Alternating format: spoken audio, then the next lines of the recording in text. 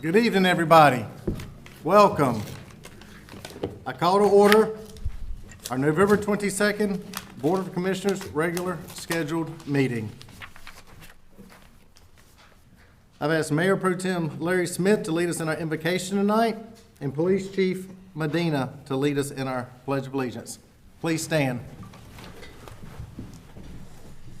Let's pray together.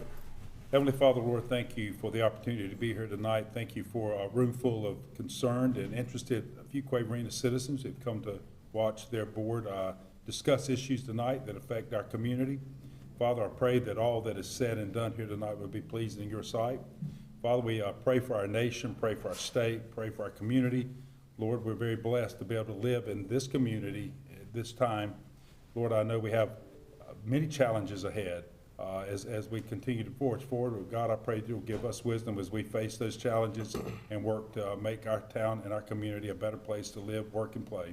Lord, I again pray that all we say tonight will be pleasing in your sight. We ask these things in Jesus' name. Amen. Amen. I pledge allegiance to the flag of the United States of America and to the republic for which it stands, one nation, under God, indivisible, with liberty and justice for all.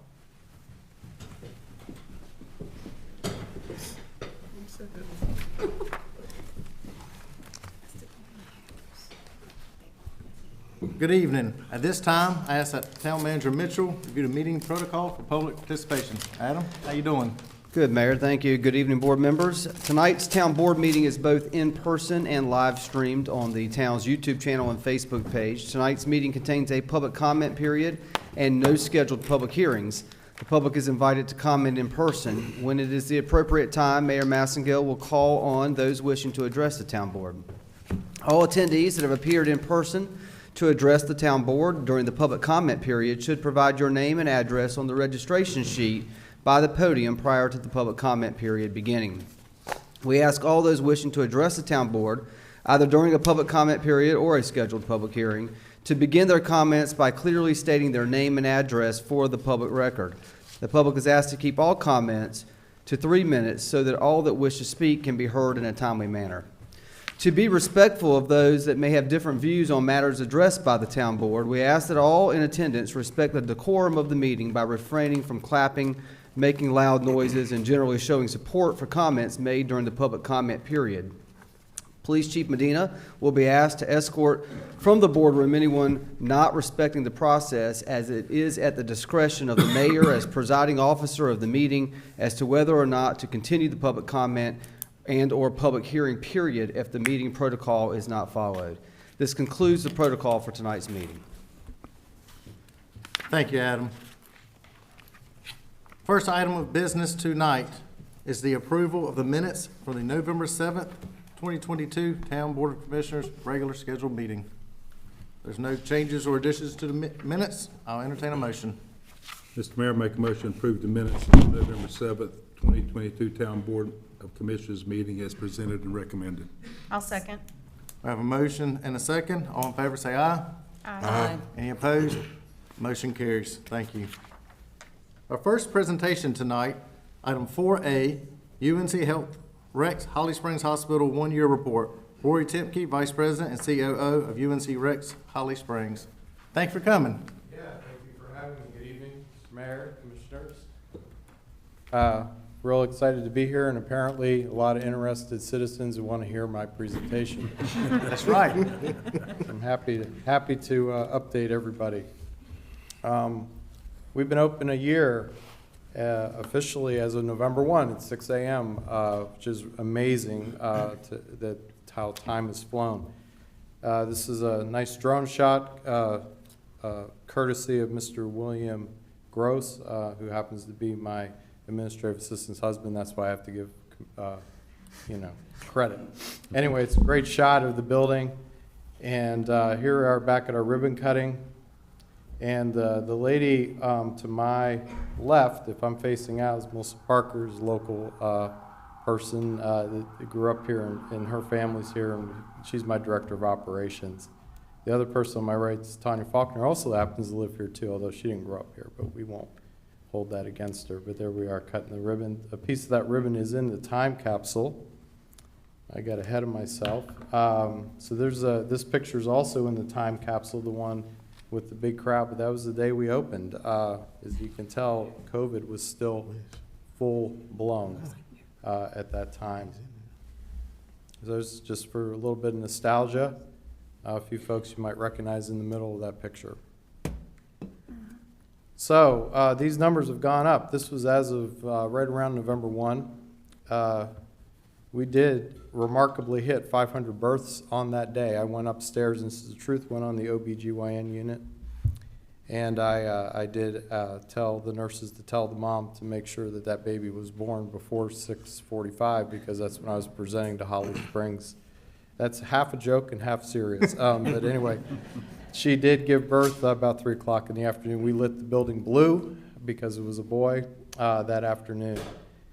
The people in the picture, that's actually baby Asher, who's now over 1 year old. And that's mom of 3 children. And I'm holding the time capsule because baby Asher's footprints is in that time capsule, along with some other things. That time capsule is handmade, by the way, by a guy at Rex. But we're well over 450 employees now, well over 22,000 ER visits, and climbing every day, unfortunately. Over 2,000 surgeries now, because these were a couple weeks ago, these numbers. And we have 15 volunteers from the local townspeople, both Holly Springs and Fuquay. My wife is on Facebook, and we have a pretty big presence on social media, and so her question to me is, do you really work? Because I'm in lots of pictures. We had a cornhole tournament. I placed second, but I did play. Chili cook-off, I did not win. Not that I'm bitter. And these are pictures just with our interaction with the community. And on Fridays, a lot of times, if you can't find a Holly Springs policeman or, sorry, chief, or the fire department, they're at our place hanging out with us. But no, we do. We interact a lot with the community. We do a lot of different events and developing the culture. Our hospital's not just taking care of sick people. We have a food pantry that has provided nearly 100 five-day supplies of meals to folks who've come to our hospital who are in need. We do different events. We have a farmer's market that we do on Thursdays, and the public's welcome to come to that. It's May the 5th. You see me with the lightsaber. I'm not beating the nurses to make them work harder. That's the statements made often. But we, just different activities as we continue to grow and develop. And so just a couple things. So we have multiple volunteers. We have pet volunteers. Those are pet therapy dogs. I've thought about bringing Moose. It's my dog. But we're not sure that would work. You just go with the name and you'll understand he is a moose. We do have teens that have come. We had 3 this summer. We've had college interns as well. Again, it's not just providing care. I do have a question to ask, really for the crowd behind me. So we serve Southern Wake County and beyond. We're in Harnett County, Apex, Cary. We have patients really from everywhere. Who do we serve the most? So which community would you guess?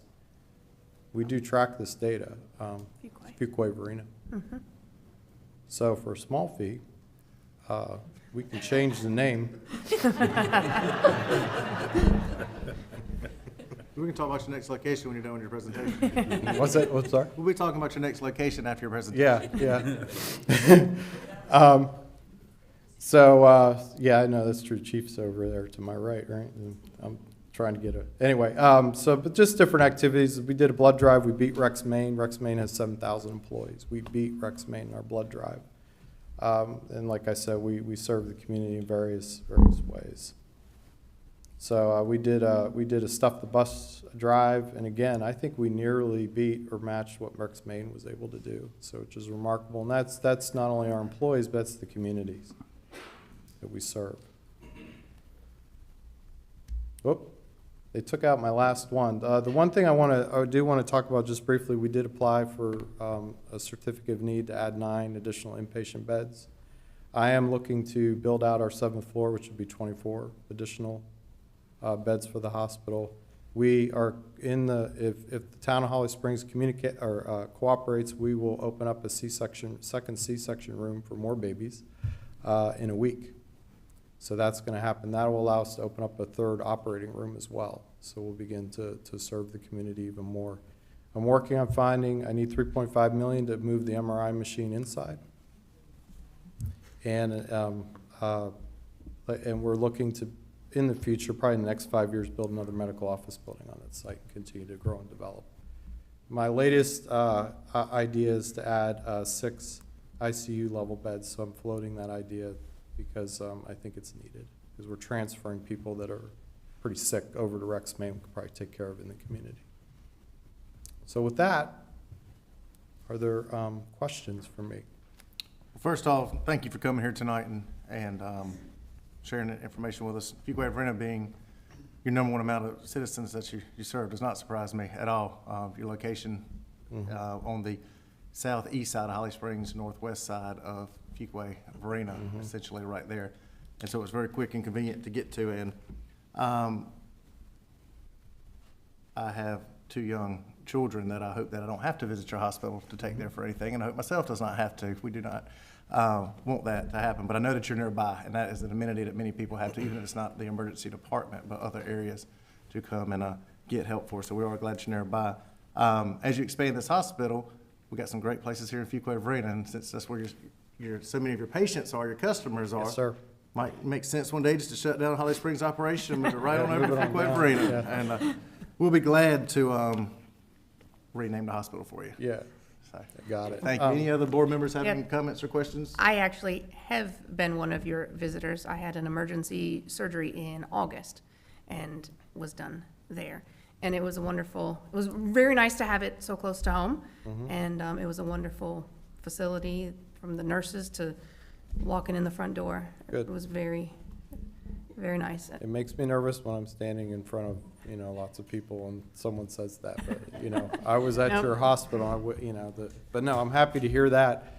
We monitor social media, we have patient satisfaction scores we monitor, and it's ours to lose. And what I mean is, just because we are in a great location, we still have to provide great care. We have to do what Rex and UNC expects of us as far as taking good care of people, and that's my goal. I'm a 30-year employee, so I say I bleed purple. That's the old Rex color. Now I bleed light blue, and that's okay. But anyway, so thank you for the commentary. And just one other thing, we were Joint Commission accredited, which is a federal accrediting agency. We did achieve that just last week. So now I think we're done for the moment with surveys. And I appreciate you mentioning Melissa, your right-hand partner right there. She is a great Fuquay-Varina woman that we're proud of too. Yeah, she's done great. Melissa and I have worked together for nearly 15 years. We've known each other a long time. Tanya and I, basically the same. Tanya's also, like I said, a resident, so they're familiar. And it's interesting, more than 40% of our employees are from this area, both Holly Springs, Fuquay, and Apex. So it's really remarkable. So they have pride in that, where they work. Good. Okay. Thank you very much for coming All right, tonight. appreciate the time. I'm going to meet my son for his 19th birthday dinner tonight, so. Nice. Yeah. Enjoy. Enjoy yourself. Yeah, happy Have Thanksgiving. fun. Happy Thanksgiving. Thank you. Next item on our agenda is presentation 4B, recognition of the Inspections Department staff. More information about this agenda item will be presented by Inspections Director Hennett. Chris, good evening. Good evening. Commissioners, Mayor, good to see you. Good to be proud of whatever to be in front of you, whatever to do what I'm about to do. Recognize some inspectors and their achievements or whatever what they're doing. I'm gonna call some names and give you some information about each one. If you know each one, when I call your name, you step up to the front, please. First one of whatever's a plan review we have residential, his name's Chris Thompson. He started with the town in 2021 with just 4 level 1 probationary certificates. He's now achieved his level 1 standard in building and plumbing. Next one in line will be Justin Daniel. Justin started with the town in 2021 as well with 4 level 1 probationary certificates. He now has level 1 certificates in building and plumbing as well. Next one would be Paul Wise. Paul Wise started in the town in 2021 with 4 level 1 probationary certificates. He now has a level 1 standard in plumbing. Tim Johnson. Tim started with the town in 2018 with 4 level 1 probationary certificates. He has received all 4 level 1 standard and all level 2 standard certificates, and currently holds a level 3 standard building certificate. Next is Tom Keating. Tom Keating started with the town in 2018 with 4 level 1 standard certificates. He has received all 4 level 2 standard certificates, and currently has a level 3 standard certificates in plumbing and mechanical. And last but not least is Kevin Mickey. Kevin started with the town in 2017 with 4 level 1 probationary certificates. He's received all of his level 1 and level 2 standard certificates, and he currently has a level 3 standard certificates in plumbing, mechanical, and building. There are 4 trades that they get them in, which is building, plumbing, mechanical, and electrical. So, but each one of them, we're proud of them and for what they do for their achievements was, for the tests that they take and all.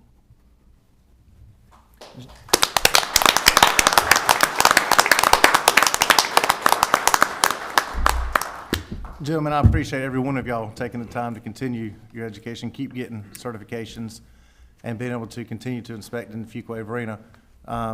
Your job is shown every day by inspecting job sites, and not just residential, but commercial that's coming into Fuquay-Varina. And not only do you keep homes and businesses safe for our citizens that are moving into town, you also are helping them save money by their insurance ratings and knowing the thorough job that y'all do inspecting right here in town. I know you have routine audits that verify that you're working hard and doing a great job, and it's shown here. And Chris, thank you for your leadership with your department and them continuing to get the next level degrees as shown here tonight. So I continually encourage them to go professionally wise. That's all I want them to do. and we support continuing that and continue to better themselves too. So thank y'all for Yes. support here, support y'all and the citizens do too. If you each come by here, we'd love to shake your hands, please.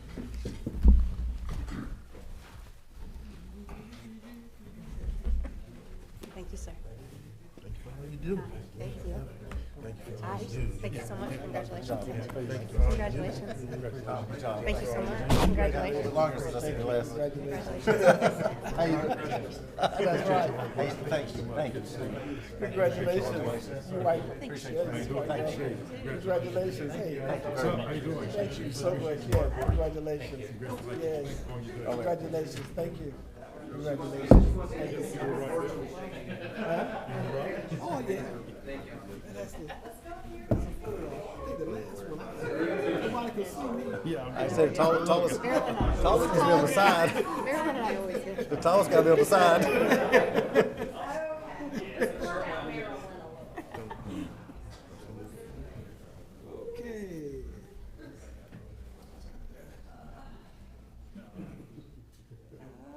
Okay, everybody's happy.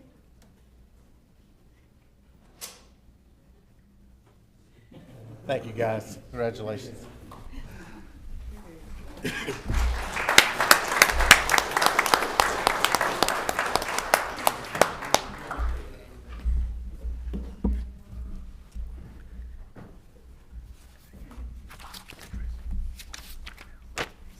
Next item on our agenda is a presentation in regards to a proclamation for Small Business Saturday. We all know that Thanksgiving is coming up on Thursday, and followed by Thursday is often Black Friday shopping. And so I expect everybody to be shopping in Fuquay-Varina on Friday. But then after Friday, get ready for Saturday, which is Small Business Saturday, and continue shopping and supporting local businesses here in Fuquay-Varina. I appreciate our businesses that are involved in our community and the amenities that they provide our citizens here, and the small businesses are appreciated. Many of y'all are here also tonight, and many of you have been involved throughout our community and through our downtown Fuquay-Varina events, and also our Chamber of Commerce events, and there's still several of those that are still on the calendar coming up. And I have this proclamation that I have signed and declared I'm going to read tonight. Whereas the town of Fuquay-Varina celebrates our local small businesses and the contributions that they make to our local economy and community.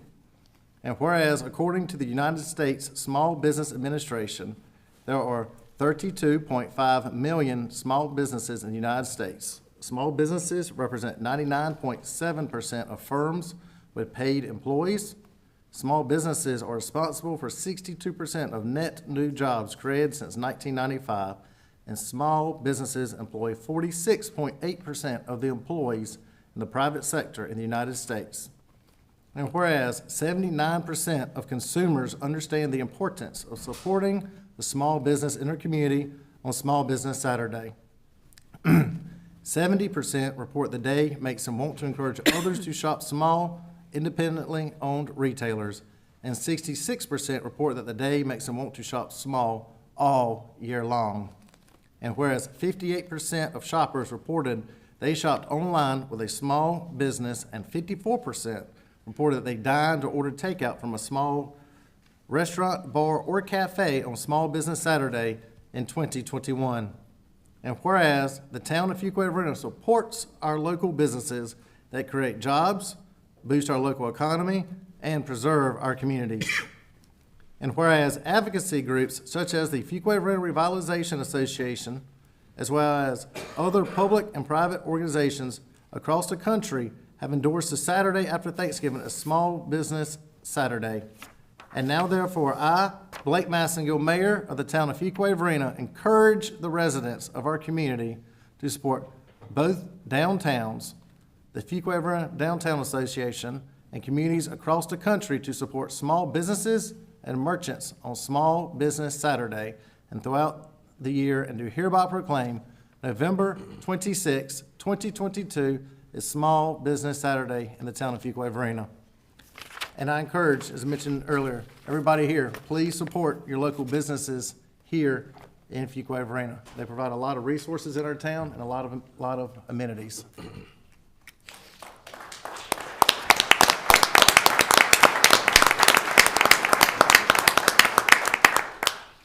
Our final presentation tonight is item 4D, Tree City USA application update.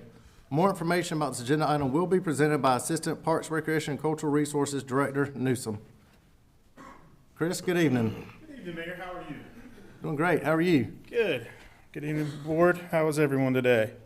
Good. So I'm going to update. So we started this process. I gave you a presentation, I think, back in March about the Tree City USA and the town becoming, trying to become a Tree City USA. I gave you a presentation back then. So we had a few things that we had to do to make that happen. So here are some of our requirements. We made our Parks and Rec Advisory Board become our Tree City Board, our tree board. We had an ordinance, which we have in place, a tree ordinance. We have a community forestry program. This is basically where we track our expenditures. This be tree maintenance, tree care, planting, basically everything we do for our trees within our community, within the town. And then we have an Arbor Day proclamation and observance, which Mayor Massengill gave us our proclamation this year. And we had an event at Carol Howard Johnson where we partnered with the high school. We did some educational videos throughout Carol Howard Johnson Environmental Park. So we kind of taught our community a little bit about some of our native trees that we have within our parks and worked with our local high school. So here are some of our key deadlines. So December 1st is our deadline to have our application submitted. December and January, it goes under review basically through the NCDA forestry program, through the Arbor Day Foundation. February is when we officially know that we've been selected. And then in April, we'll have another, so basically a celebration, another Arbor Day event. I'm also pleased to inform the board that I officially submitted our application on November 18th of 2022. So we have officially submitted our application to the Arbor Day Foundation. This is kind of the outline of the application. So basically we take all the information that we have and we compile it into this application. So it's It's everything from contact information, it's our tree ordinance, it's all of our numbers. Basically, everything that I outlined there, it goes into this application, and then we submit it.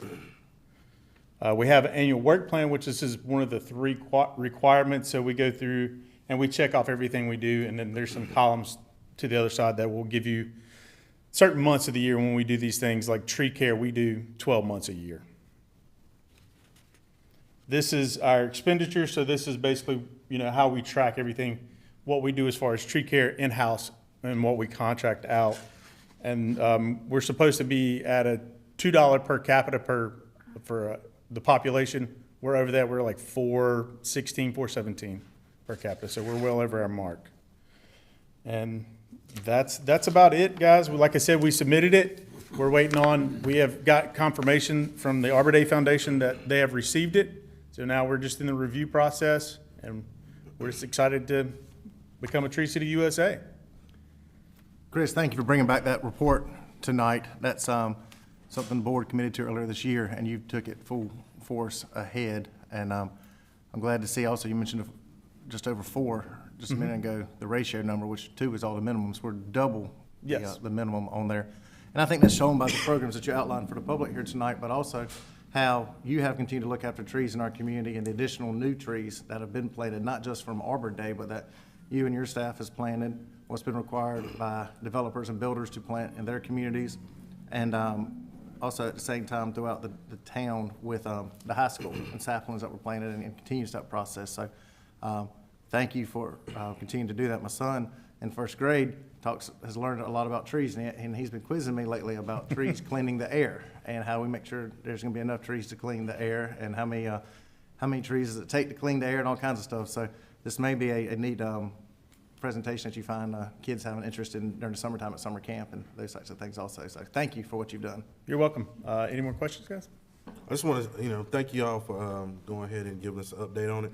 Many citizens have reached out to me about what the status of it on, so definitely thank you for continuing to push on with the efforts for the Tree City USA. So I just want to say thank you. You're welcome, guys. All right. Thank you, sir. Thank Have you. a good evening. You too. Next item on our agenda is the public comment period. At this time, the town clerk will call out on individuals that are in attendance and have registered to address the town board prior to the meeting. The public comment period is a time for the public to address the town board about any matter that is not the subject of a scheduled public hearing. Those speaking are asked to begin by clearly saying your name and address for the public record. Please limit your comments to 3 minutes in order all who wish to speak may be heard in a timely manner. The manager did mention earlier the meeting protocol in regards to that, and we do expect everybody to be following that tonight. Rose, do you have anybody signed up wishing to speak tonight? Yes, we have several. The first one is Tracy Gower. Tracy, come on up.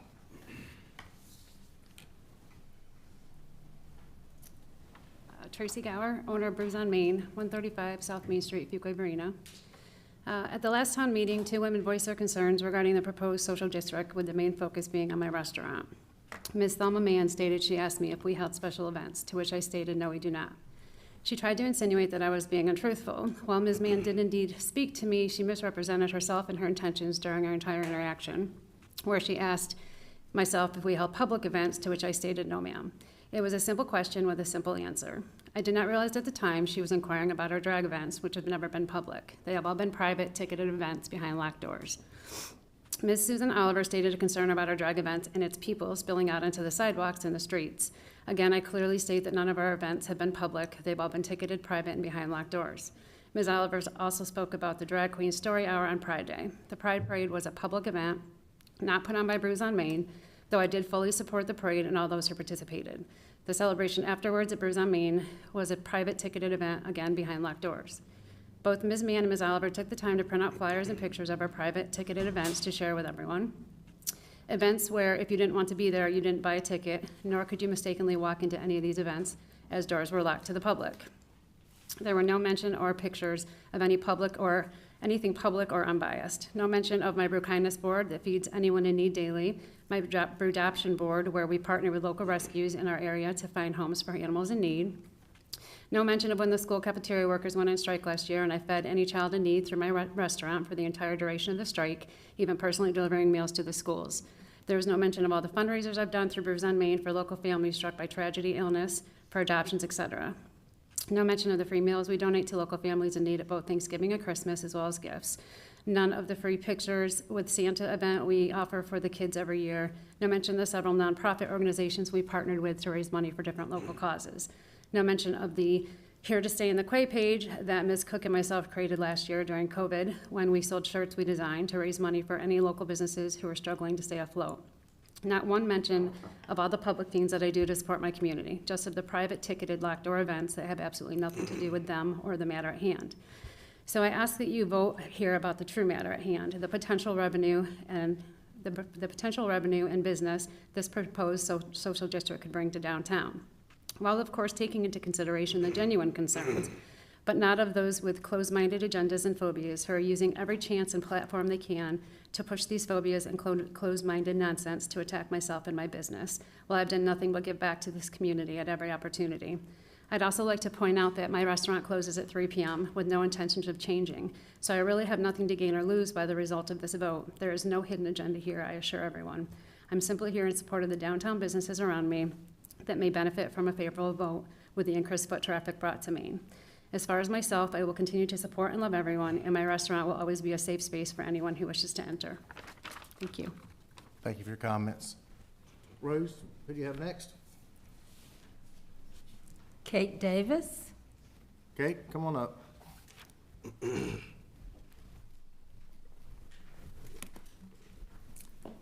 Hi, everyone. My name is Kate Davis. I'm the Executive Director of the Fuquay-Varina Chamber of Commerce, and I'm speaking on behalf of the Chamber this evening. So the address is 121 North Main Street. I am here to be able to give the public a little bit of insight into the Chamber world. We support small businesses. We are, in fact, the main arm of small business support in this town. And our board of directors was presented with the social district, and we voted back in October unanimously. A board of directors that consists of folks from retirees from UNC, who we heard from this evening, down to our store owners, folks from Revelry, for example, who you'll probably hear from this evening. These people, we run the gambit. We represent business in this town, both small and big, and that group voted unanimously in favor of this. So I wanted to make sure that was said this evening. I'm not here to speak personally on it, so I won't share my thoughts, but what I hear, in addition to the fact that our board of directors voted in favor, we put together a survey to our membership asking for their input, and what we heard back was overwhelmingly in favor of the social districts. We asked a matter of, I think, 4 very simple questions. All of these can be provided, and the responses were overwhelmingly in favor of. So I think what this says is that our small businesses need this. I think we are very quick to forget the impact of COVID. We're not wearing our masks anymore. We can go to school. We can go shop freely. Our small businesses have not recovered. You go to eat and you have an extended wait time. You have servers that are overworked and underpaid. You have retail that can't cover and can't keep their doors open. These are very real problems, and this social district could give our small businesses a serious shot in the arm, especially if we're talking about this time of year, before the holiday season, during the holiday season. If we look into next year, you have the opportunity to set them right for 2023 in a way they haven't had the chance to before. I think what this does is increase foot traffic. We want to talk about pedestrian safety. It's very important to me personally. It's also important to the chamber. We want people downtown. The more foot traffic we have downtown, the more those big 18-wheelers we all hate that aren't actually needing to be here are going to take that beautiful brand new Judd Parkway that Mayor Byrne and the rest of you worked 20 years to get here. What we do is we increase foot traffic in downtown, and we focus on how we keep that safe. We put money back in that comes in through those social districts and through people being able to move freely and spend more and stay longer, and we put that towards light up crosswalks. We put that back into the community that says we want people to come and walk and mingle and stay here. We look at how we solve this, not how we stop it. Thank you. Thank you, Kate. Rose, next. Nolan Perry. Nolan, come on up.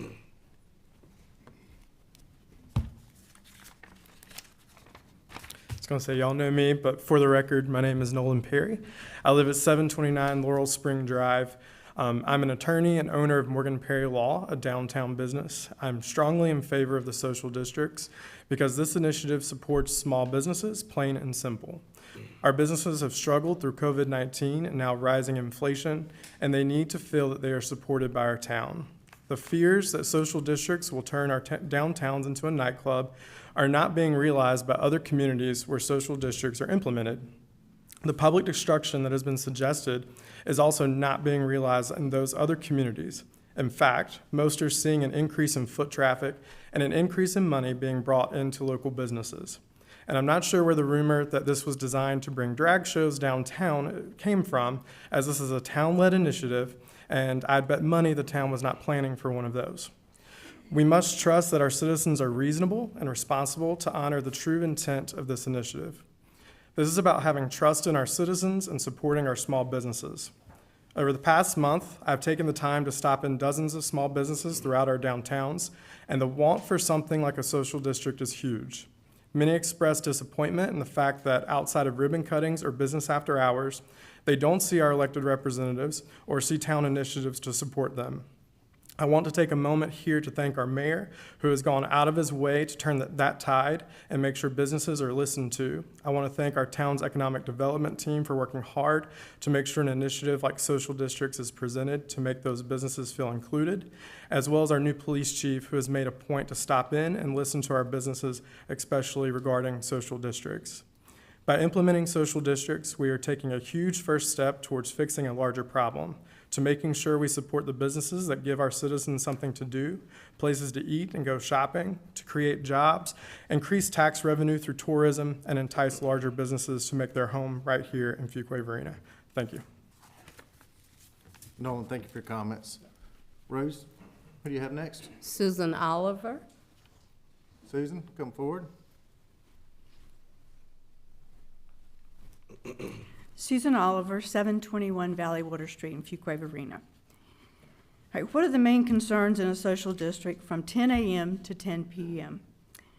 I see drinking-related issues such as underage consumption, public drunkenness, drunk driving, and general irresponsible behavior, such as urinating outside, people illegally bringing or consuming alcohol that has not been purchased in the social district, litter or waste increase, and the new cultural experiences mentioned, well, they're undefined. So I did have the concern of the drag queen events spilling out onto the sidewalks from Brews on the Main, and maybe another story hour being sponsored, because then Ms. Watson sponsored that. I realized they were in a private business, but my concern was, will it become public? I don't know, because the cultural events are not defined. Making sure businesses follow the rules. Will businesses be ostracized if they don't participate? And what will enforcement be like? How do you know if someone has had too much to drink?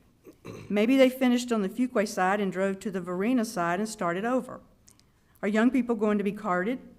High school, college age, and young adults are hard to determine their ages by their looks.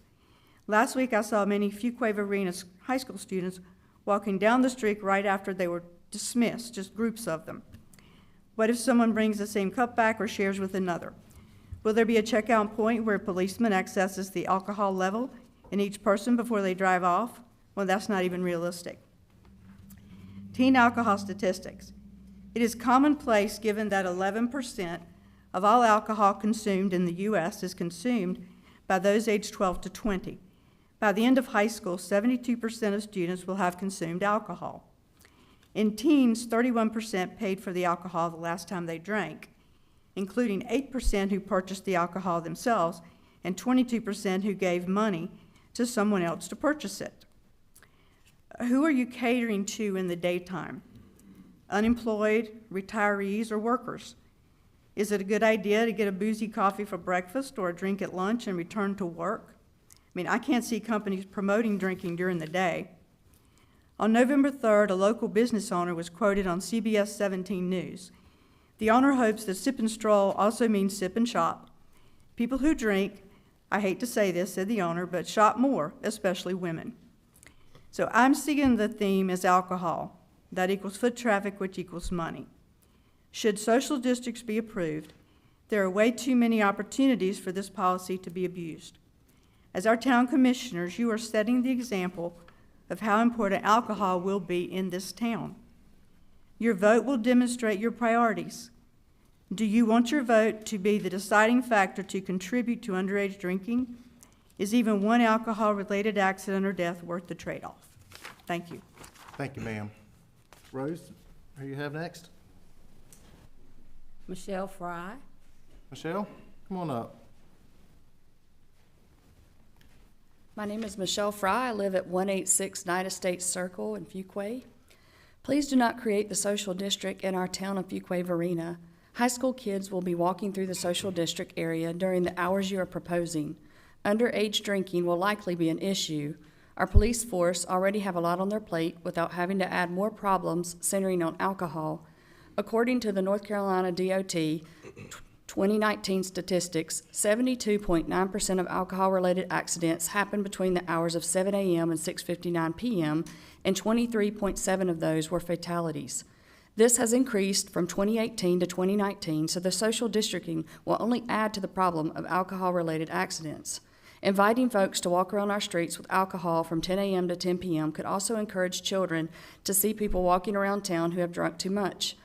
I fear those who start drinking at 10 a.m. may decide to drink all day, which would lead to irresponsible behavior, including drunk driving and crime, because alcohol has altered the brain.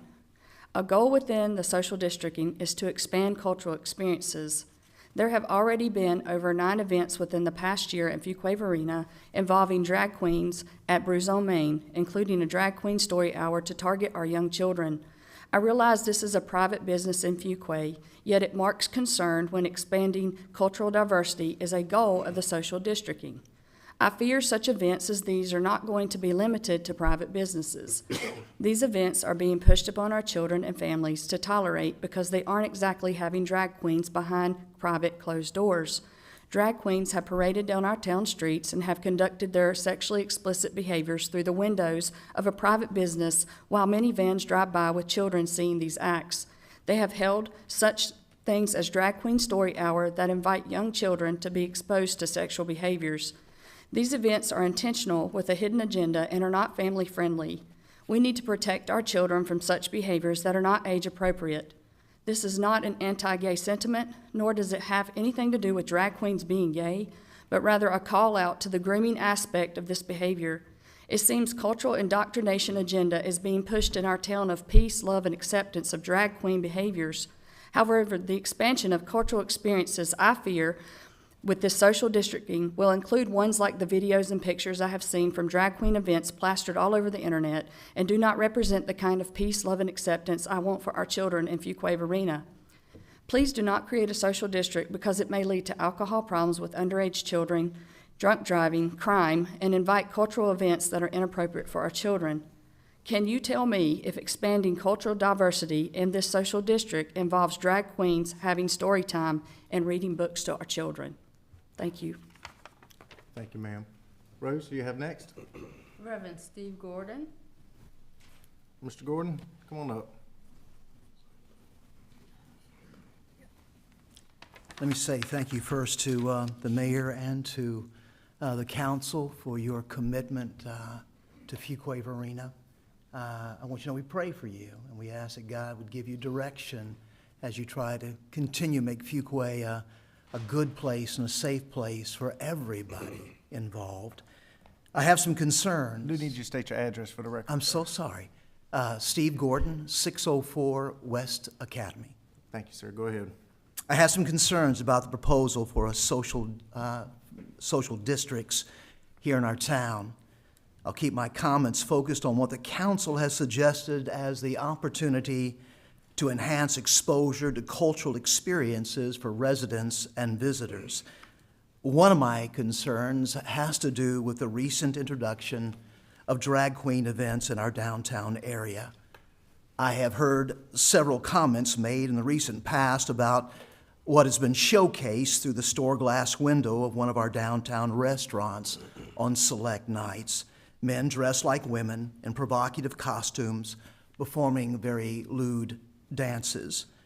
Recently, a controversial drag queen story time was added to a gay pride march right here in our hometown. And it has been suggested that because of the support of one of our council members, that drag queen events may be what the council has in mind when they think of enhancing our exposure to cultural experiences. You have not yet defined for us what those cultural broadening experiences will include, but I want to go on record as strongly objecting to any town-sponsored drag queen activities, if I may. There's a growing concern these days about the safety of our children. They are the most innocent and vulnerable citizens in our community. According to the CDC, about 1 in 4 girls and 1 in 13 boys in the United States experience child sexual abuse. What's needed is more child safeguarding, not less.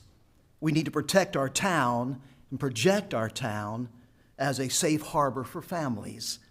Drag queens and the overall drag culture tend to be hypersexualized, mimicking strippers in revealing costumes, portraying exaggerated, objectified women, performing sexualized dances, and using explicit language throughout. Needless to say, drag is inappropriate for children. And in my opinion, it should have no place in any city-sponsored family or adult cultural enhancing experience. While it seems to some to find its way under the LGBTQ umbrella, not everyone there agrees with its blatant target on children. British journalist Joe Bardash, who often writes for LGBTQ rights, recently wrote this: "Drag Queen Storytime claims to offer queer role models to children, but despite the popularity of its events, it remains unclear how a man in lurid frock will make kids with 2 mums feel supported, or how Drag Queen Storytime serves to stop the bullying of kids who don't conform. Drag Queen Storytime," she We are at writes, the 3-minute mark. I do ask you to finish your thought, please. "is a sinister attempt to force an adult ideology on children. I'm all for broadening our cultural experiences, but let adults exercise their sexual fetishes in private, Thank you, sir. not in Thank our you for your public comments. places." Thank you Thank for you, your sir. comments. Rose, who do you have next? Thelma Mann. Thelma, come on up.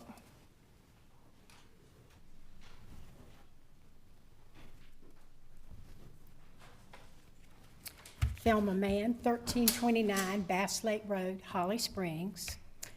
I don't think creating a roaming alcohol district is the answer to creating downtown Fuquay business, or is it in the best interest of the overall community.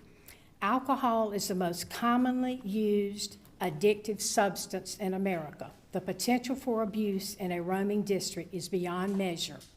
Let's keep alcohol off the streets and continue to serve alcohol in a controlled, licensed environment in the many alcohol-serving establishments already in Fuquay-Varina. Existing retail businesses know that in order to survive and grow, you're competing with new businesses coming into the area, inside the town limits and outside the town limits. Do local merchants really believe the social district concept is the answer? We who patronize businesses are looking for product, quality, service, and value. I'll drive to South Point if I have to find a pair of boots. We go where the product is. We like to support local, and most of us do it every opportunity we can.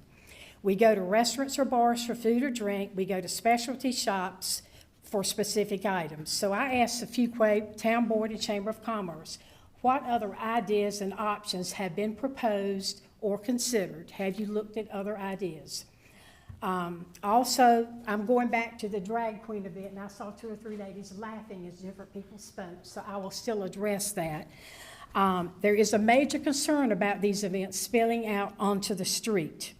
And I will again mention Brews on Main Cafe because of what has been previously said and the fact that we do have a town commissioner, Tracy Watson, who actually was a sponsor of this event. People have a right to know, you've elected these people, do they represent what we stand for? So again, with Brews on Main Cafe, they've had multiple events. If it's private, inside their premises, that may be their business. But if it pours out onto the streets in a potential social district, that is another story. And the other thing is, when the proposed social district states that other events would be allowed, but it does not specify determined limits or boundaries, our concern is this, and I'm going to ask Commissioner Watson, you having supported the drag queen events and sponsored them in the streets, would you personally support these events in the streets in the event that we had a social district? This isn't the time to have a question answered with the board, Ms. Thelma, at this time. Totally may share some concerns that they have. I'll address any comments at the end. Board does not typically batter back and forth with. Okay, it was just a one-question answer. Stay till the end and you'll get an answer.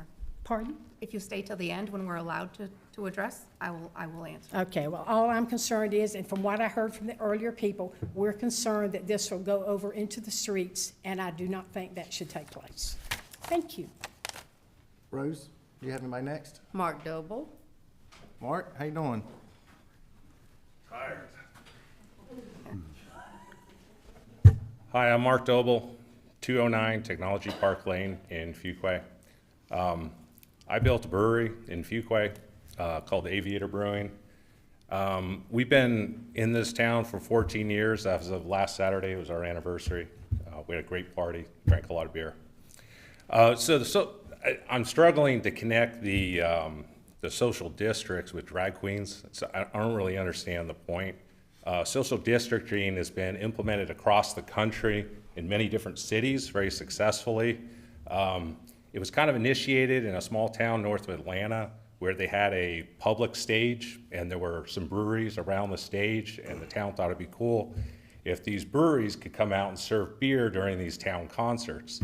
And so everyone got together and did something very positive, which said, hey, let's let you guys sell some beer, let the people watch these concerts and drink some beer and have a good time. It's been a very positive experience all across the country. During those concerts, I don't think the social districting created any kind of avenue for drag queens to come out, but if they wanted to, that's cool. The social districting for us would allow all the bars downtown to work together to create kind of a vibrant downtown, create a more walkable downtown where people are going into one bar, they're grabbing a beer, they're walking down to the bar down the road. With a lot of the customers we haven't seen this egregious behavior that everyone's talking about. I think a good example of this is the town concerts. That's kind of a mini social district where we have the breweries come out, everyone's serving beer, everyone has a great time. I've never seen a problem or an issue, and I think this would continue with the approval of the social district. I think it's a very positive thing to support your downtown businesses. As someone mentioned, COVID sucked. I mean, it was terrible. We got shut down. We're completely closed. It was the only way for us to generate money is us being open. So this is a very positive thing the community's trying to do and the board's trying to do to support local business. I can't see any negative. The parameters surrounding the social districts are going to regulate a lot of these problems that were brought up. We currently don't serve people that are intoxicated. It's illegal. We don't serve underage people. The drinking age is 21. Thank you guys for your time. Thank you, Mark. Rose, do you have anybody next? Justin Crawford. Justin, come on up. Good evening, commissioners, mayor. Justin Crawford, 5516 Stickleback Drive, Fuquay-Varina. I also own a business in downtown located at 131 North Fuquay Avenue. I thought long and hard about what I wanted to say tonight. Should I talk about the 20-plus towns in North Carolina that have already successfully adopted the social districts? Should I talk about the fun events that the town puts on from time to time that brings thousands of people together in our community? Should I talk about the opportunity that we have to bring more business to all businesses? Or maybe I should address some of the opposing opinions and speak about being more inclusive. At the end of the day, I ask myself, why am I here? Why am I sitting here talking to you right now? And my answer to that is friendship and togetherness. There's a lot of great people in this community. Many are here tonight, many of whom I consider a friend. Quite a few of these people are business owners. I've met downtown just being social, being out and about. I visit our local businesses a lot. I enjoy everything that the town has to offer, and that's how I met a lot of the people that are here. I've actually fallen asleep on some of these people's couches watching Home Alone 2. I've gotten haircuts that make me look good. I've planned cornhole events for some of our brewery owners. I've thought about opening businesses together with some of the great business owners we have here, and I've figured out ways to be more involved in our community. There's always been open arms and welcoming people in our community and our downtown businesses. Some of the arguments I've heard against establishing social districts make me think we've gotten away from the intent of the social district. There's certainly some validity to opposing concerns. I won't deny that. I think addressing the safety and planning aspects is critical to successful implementation. To my knowledge, the goals of the social district do not include creating keg parties at every corner, having table dancers outside each establishment that serves alcohol, or targeting businesses for their inclusive ideals. I believe social districts are a way to bring people to be more inclusive, to be more together, to enjoy everything that our town has to offer, and hopefully along the way, make some new friends. Friendship doesn't have a shape, it doesn't have a size, it doesn't have a color, and it doesn't have an orientation. I think this is what we should embrace when we think about adopting a social district in Fuquay-Varina.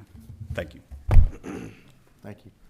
Rose, do you have anybody else? Emily Holloway. Emily, come on up.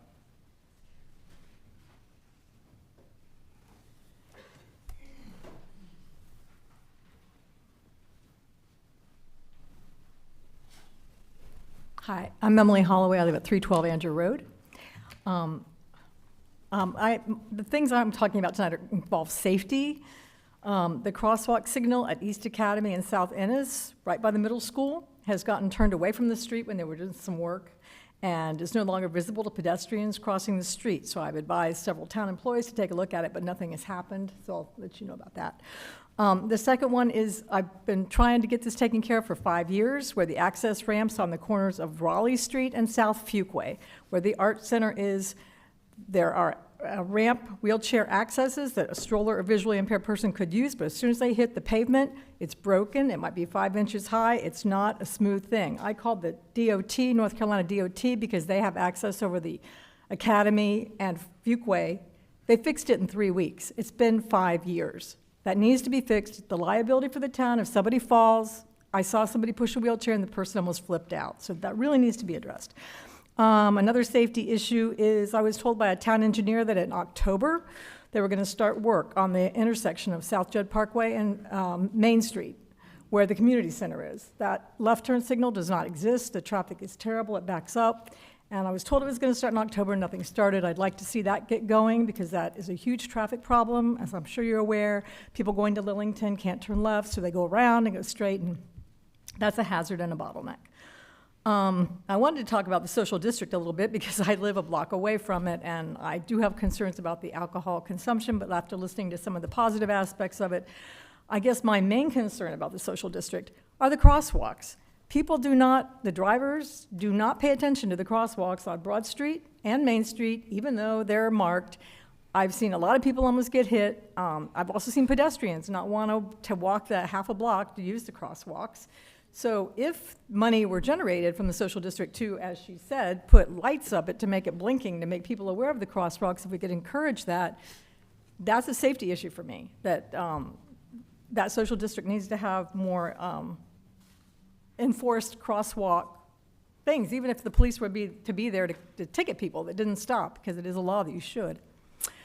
And lastly, I do live on Andrew Road. The speed limit's 35. I think it's a county road, so I don't know how much the town can do about it, but people speed up and down that road all the time. We get semis, we get dump trucks that are not using Judd Parkway, and Again, close to the social district. I don't know if people will be drinking and getting on the road, but that is a concern for me that I live a block away from that. So if maybe we could enforce the speed limit on Andrew Road, that would be really great. I would like to see the town have actual focus groups to get input from residents, not just let's talk Fuquay, but get people together and get some ideas, sit across the table, talk in person. I think we could encourage businesses. Let's talk about what kind of businesses we want, but I'd just like to see more of an inclusive person-to-person focus group. So thank you very much. Emily, thank you for your comments. If you would please make sure Rose, the clerk right here, has your, Emily, you make sure she has your contact information on it, and Emily. Okay, who's our next speaker? Rose, who you got next for us? Yes, we have Braden McCormick. All right, Braden.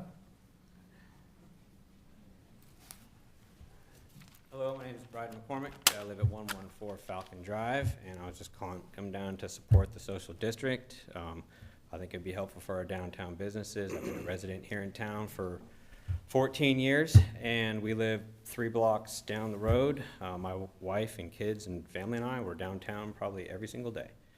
And I think it would be nice for us to, I'll just give a quick example. The Halloween festival, the Scare Park.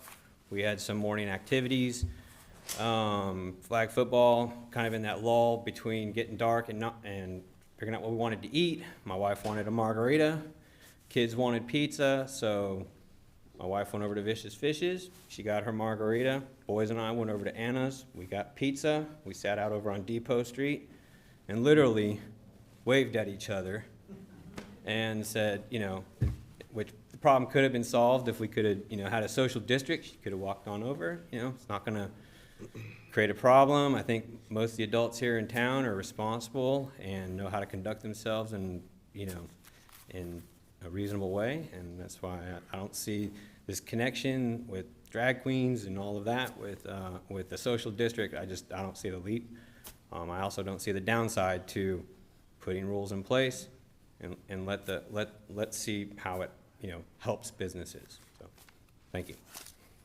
Thank you, Brian. Rose, you have anybody else? Rob Lynch. Rob, come on down.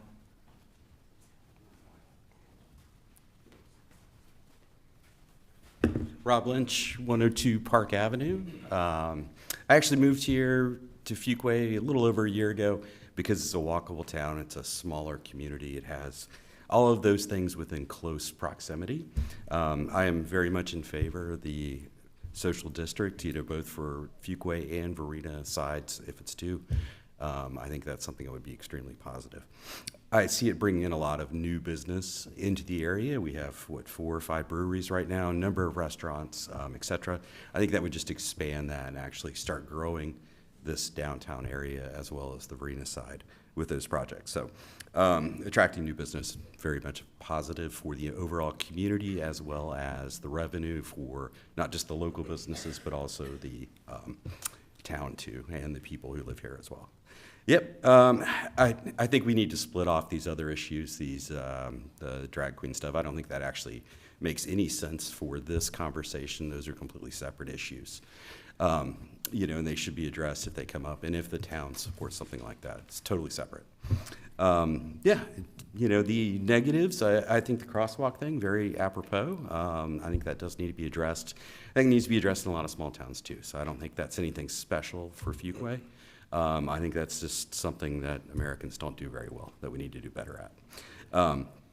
Sorry with that. Teenage drinking, walking through Varina, I don't see anything really happening there with increasing it, et cetera. You have enforcements, they have to card. Basically, you're just enforcing existing rules right now. So make sure to enforce those rules. That's a done deal. So yeah, that's about it, really. So, all right. Thank you. Thank you, Bob. Rose, who do you have next? Kelly Curing. Kelly, come on up.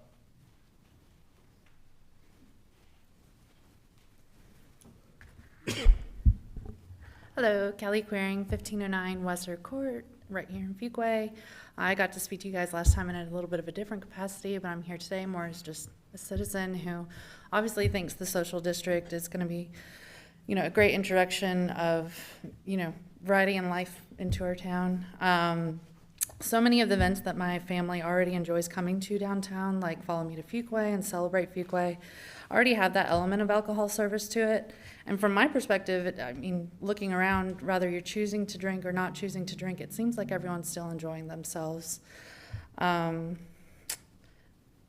I feel that that would also translate to this social district as well. No one's forced to participate, and imposing someone else's beliefs on others prevents those who can do so responsibly and respectfully from even having the chance to. I agree that safety should be at the forefront of this, and as a citizen, I trust that the people the town hired to research, create, and put this proposal into place and enforce it did their due diligence already. We can change that at any time. That's the best part to me. You know, we review it as it's happening and add or take away whatever needs to be.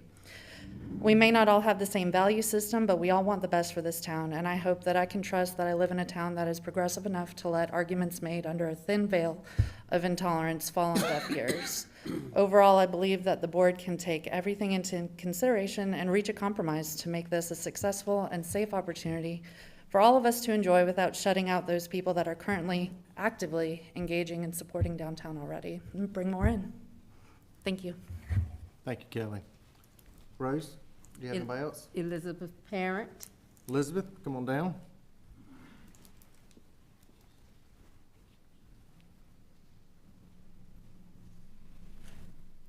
Hello. My name is Elizabeth Parent. I live at 904 Old Wick Drive, Fuquay-Varina. Happy Thanksgiving. I am here in support of adopting the social districts in Fuquay-Varina.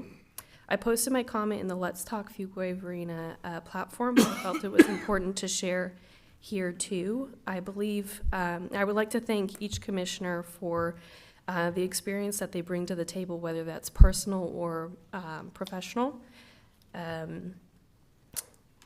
And thank you to the staff who worked on the social district proposal. As a mom, one of my top concerns is always safety, but in listening to the staff's presentation, and it being my understanding that our police department is comfortable with policing the social districts, it's also my understanding that our police department is fully staffed with no vacancies. And Fuquay-Varina, I believe, is being the only municipality in Wake County that can say that, relieves my concern as a mom. As someone who works in the food service industry at a restaurant that serves mimosas that is not located in the downtown district or proposed social districts, I know the training that was required for me in order to serve an alcoholic beverage. I can imagine there will be a lot of training for staff members. We have some wonderful local establishments located within the proposed social districts that I am confident will train their staff accordingly if they choose to participate in the social districts. Hearing so many small business owners speaking in support of these proposed districts and knowing that the Chamber of Commerce supports this as well, watching the presentation and going over the PDF, the amount of research that went into this was incredible and fascinating to listen to. Bipartisan legislation like HB 890 were produced to allow municipal governments to the ability to boost their local economy. I support the adoption of the proposed social districts in Fuquay-Varina for that reason. The staff presentation was clear, and I support the staff's research and proposal. This policy is a living, breathing document that may be changed in the future. As a member of the LGBTQ community, I hope that you hear every comment that has been made and have the ability to discern what is relevant and what is irrelevant. But just in case you don't, LGBTQ community and private events are completely irrelevant in this conversation. Thank you. Thank you for your time. Rose, do you have anybody else signed up? Robin Morrison. Robin, come on down. Hope you brought some ice cream. That sure lighten up everybody. She has the best ice cream, by the way. Thank you. So I think what my friends and fellow business owners had to say, me and my husband, Robin Morrison, 1616 Point Royal Drive, Fuquay-Varina, North Carolina. Okay. So we were 100% on board with all of them. Like I stated the last time I spoke, we also have the support of many business owners in the Varina district, some of whom are also here tonight. If you don't own a small business, you don't know the struggle of constantly trying to stay a step ahead to keep your current customers and make new ones. We have spent 4.5 years building and then rebuilding our business again after COVID. The social district could be just that thing that helps us boost our businesses back to the way they were before COVID and give businesses the opportunity for a new draw. Quite honestly, when my husband and I started our business 5 years ago, I never thought I would be standing in front of a town board fighting for something to help my business grow. I don't know how this has to be so hard. 22 other towns around North Carolina have passed social districts without any issue. Our police chief has done the research and is confident that this is something his force can handle. The business owners with ABC permits are confident that they can handle this as well and be diligent about over-serving, underage serving, and any other concerns that may arise. We have to card everybody as it is. We cannot serve underage as it is. Nothing will change. Nothing has changed. What I'm going to ask the board today is a call to action. Let's sit down and have a real discussion. Business owners, board members, police chief, and figure out together how to make social districts a safe and great addition to our town.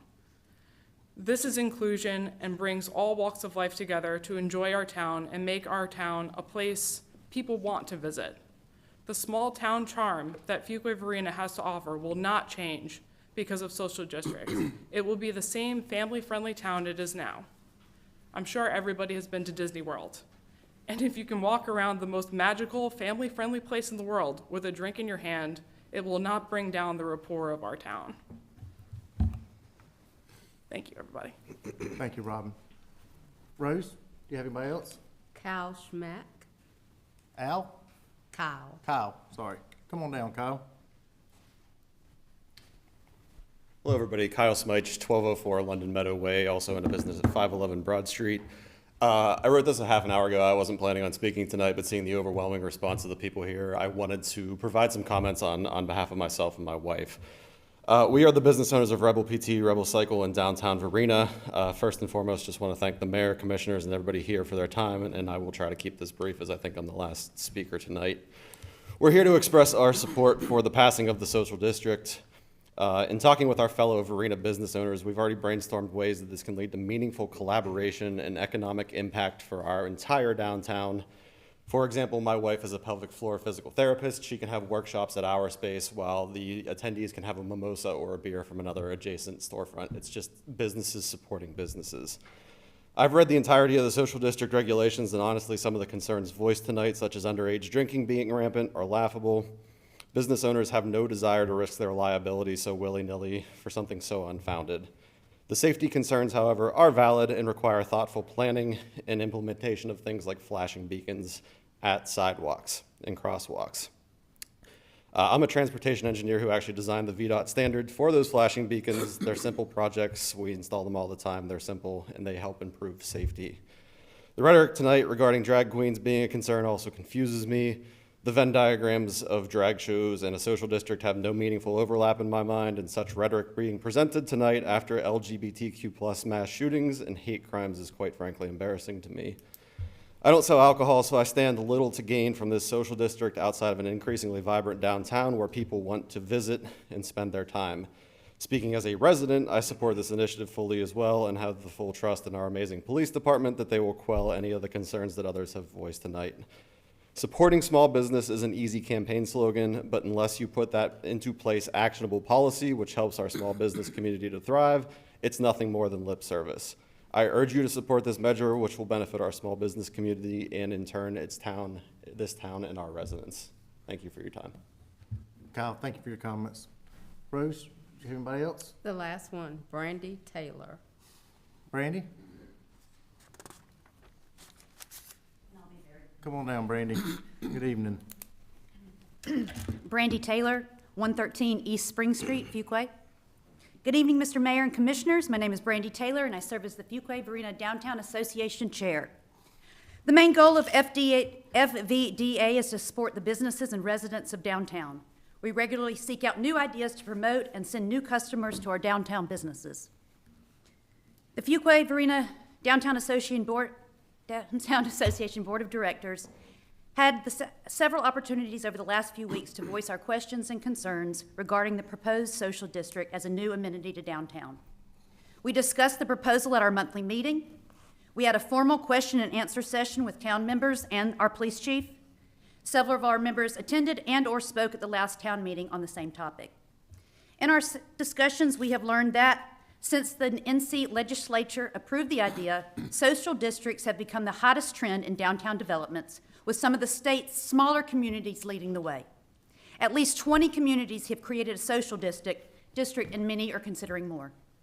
Some of these communities include High Point, Mount Airy, Ashboro, Oxford, and Pilot Mountain.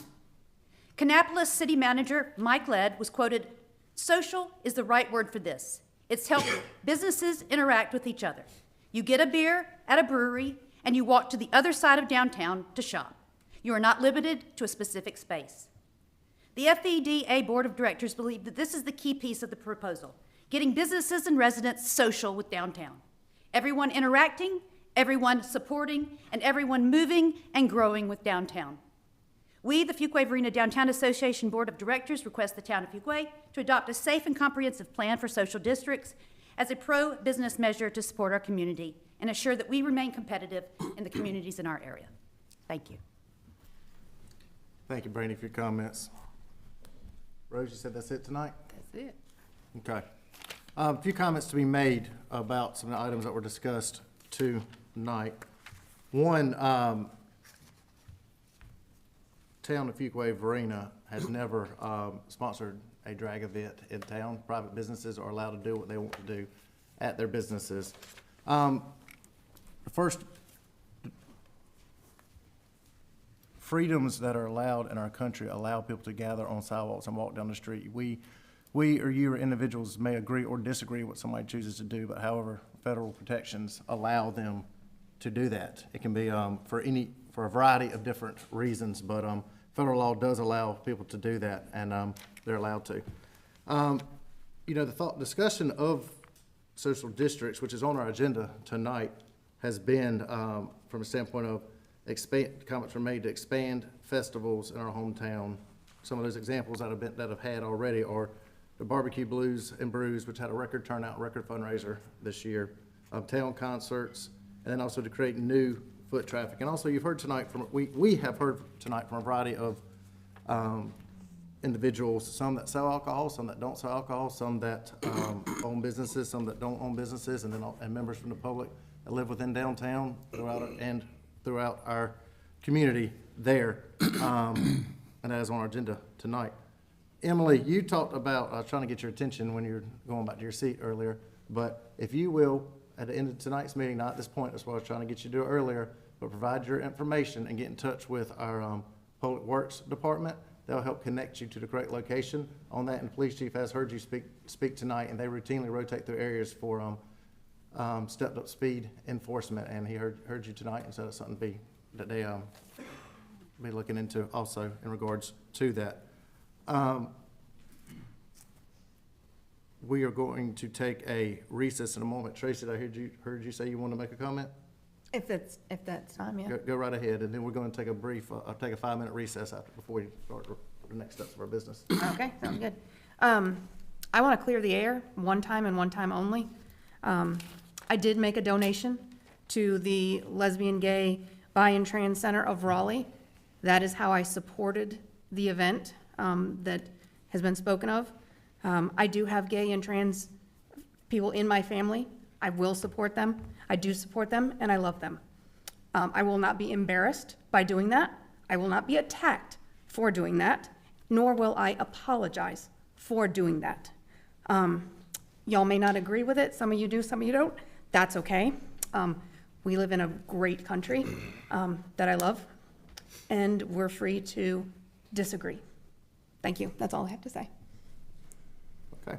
We're going to take a 5-minute recess before we continue our next portion of the meeting. So 5 minutes real quick, board members, and we'll get started. Okay.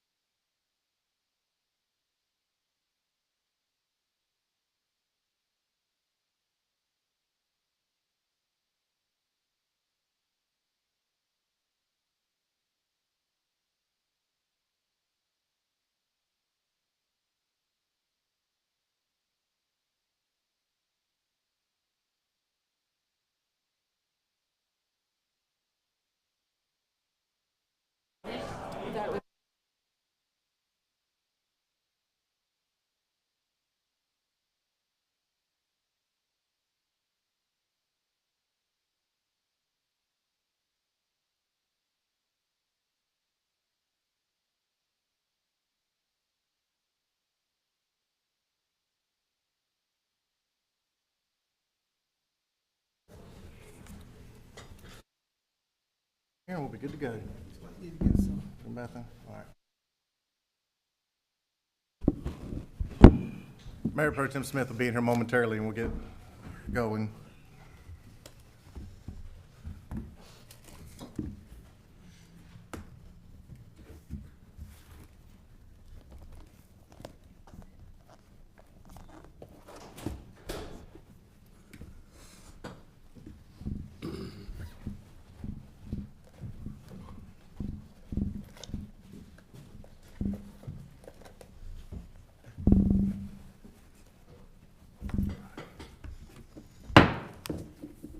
Call our meeting back to order. Thank you for that brief recess, and thank you for everybody that came tonight and spoke comments, just as I mentioned earlier. Next item on our agenda is items tabled from previous meetings, which is the Fuquay-Varina Downtown Social Districts. As I mentioned earlier, there's been a lot of feedback tonight, a lot of communication with the board in regards to this agenda item on here. And I know board members have taken a lot of feedback from the community tonight and in regards to it. Marilyn, do you have any comments you'd like to make or any motions you'd like to make in regard to this? I have a motion I would like to make.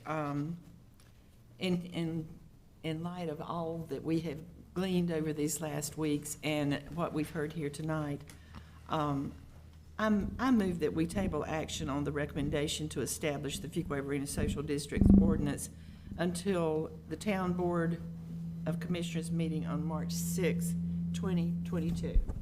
I'll second. We have motion and a second? 2023. Okay. Motion and a second. Any further discussion? All in favor, say aye. Aye. Any opposed? Motion carries. Okay. Next item on our agenda is consent agenda. Before we do the consent agenda, we have items 8A, which is the 2022 Christmas Parade, and item 8B, which is with Wake County. Do we have our, yes, there you are, our chamber director here. Chamber director, would you, the Fuquay-Varina Chamber puts on the Christmas Parade. It is not a Town of Fuquay-Varina event. Would you mind coming forward and in light of what's happened recently? This has always been something that's been on the consent agenda, and the the police department, fire department, and your organization all are involved. But in light of what's happened in Raleigh recently, I know that you had some conversations and what the chamber is doing in regards to the parade this year. Would you speak to a few of those items before we take action on this stuff, please? Yes, thank you, Mr. Mayor. And yes, the Fuquay-Varina Chamber of Commerce is the organization that's responsible for producing our annual Fuquay-Varina Christmas Parade. Some people don't know that, so I know that might be news to some folks. We, on every project that we have, every downtown event, every event period, we work with partnerships. We partner very closely with the town of Fuquay in several aspects. We work with the police department, we work with the fire department when we need to. On this particular project, we enlisted the help of the public utilities as well as the streets departments, because they're the ones that are responsible for things like barricades and making sure they're in place for us day of. So this is a group effort. While it is the chamber's event, and yes, we are the ones that produce it with a small staff and a large group of volunteers. Hey, always need more if you want to sign up to help us out on December 4th. But safety is always first and foremost. Most of you know me, I have 2 small children. We do not do anything without considering the safety of first our participants and then of course the public at large. What we have determined, and I have, for those who don't know, been with the chamber since 2017, so I have seen a number of Christmas parades through at this point. Our biggest concerns arise during the staging process. Staging is where chaos happens, in the sense that there are a lot of moving parts, everybody trying to get in place at the same time, and all of them trying to get to this end goal of, you know, getting down and around the street.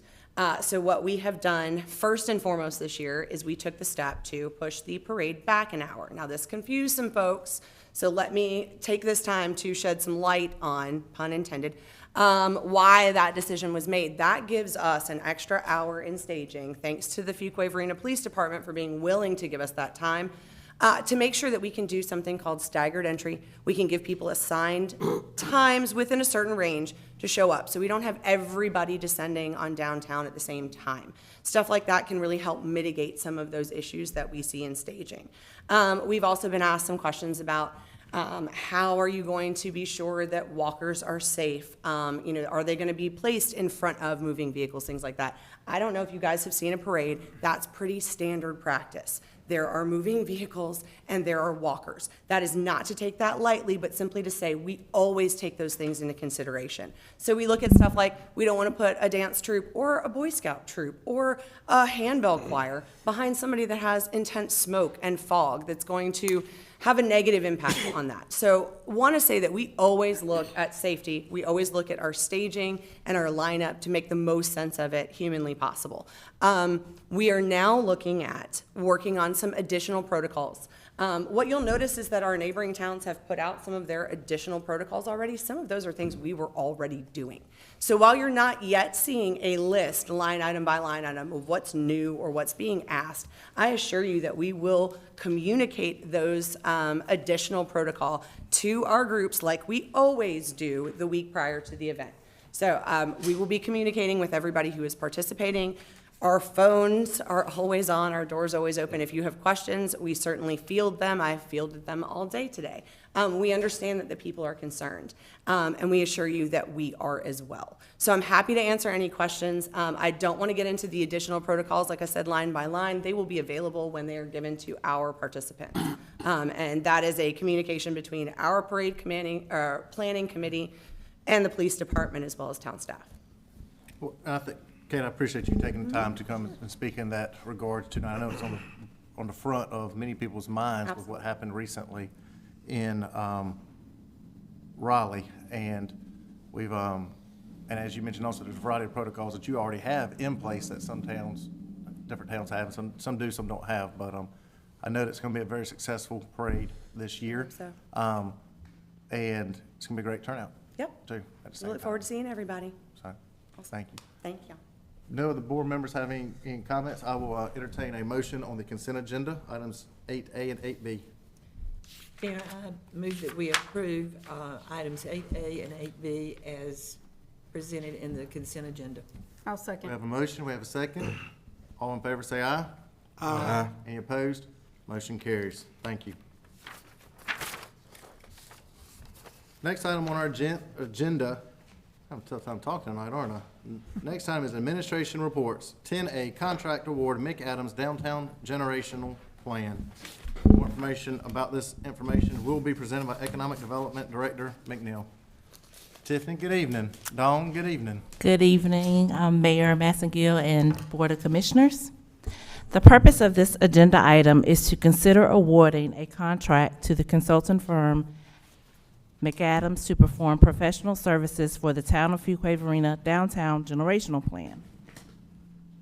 The Town of Fuquay-Varina aims to develop a downtown generational master plan to outline downtown planning efforts and advance the downtown's economic and physical success over the next several decades. The Downtown Master Plan will serve as a visioning document to guide local officials in making strategic downtown development decisions. The Downtown Generational Plan is intended to be a blueprint for investment in downtown development specific to housing, commercial and retail development, cultural arts, landscaping, and recreation amenities. The town solicited requests for qualifications for consultants to perform a downtown generational plan in August of this year. The town received 7 RFQ responses on September the 22nd. A town staff and Fuquay-Varina Downtown Association RFQ Selection Committee reviewed and rated the 7 RFQ responses and interviewed 3 top candidates. The RFQ submitted by consultant firm Durham-based McAdams demonstrated extensive relevant project experience, including a skilled and qualified project team, a history of successful related projects, and a deep understanding of our community and downtown generational plan outcomes. During the October 18th Town Board meeting, the board designated McAdams and members of the McAdams firm project management team are here tonight. McAdams was declared the best qualified and preferred firm to perform the downtown master plan. Since the October 18 meeting, town staff has negotiated a scope and fee with McAdams to perform the downtown master plan.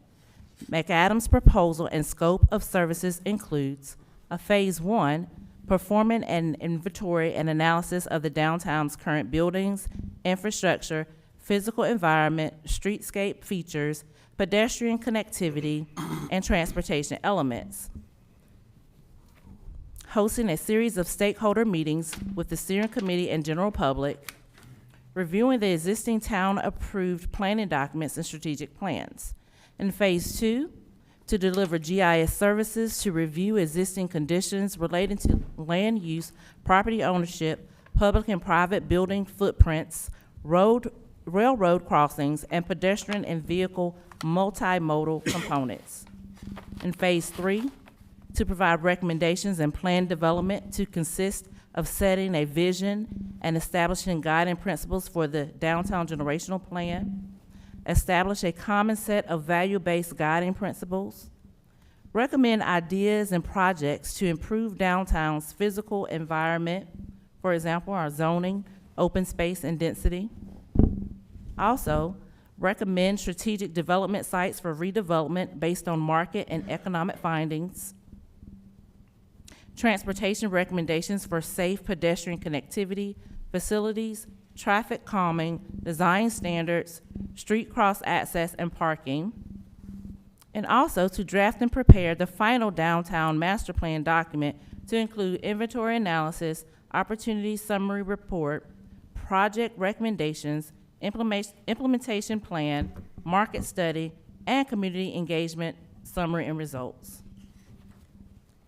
In Phase 4, the deliverables will be a community and stakeholder input, which will include public engagement opportunities to distribute project information and propose downtown project recommendations, stakeholder walkthrough with designated focus groups, community events to facilitate activities and discussions related to downtown master planning ideas and projects.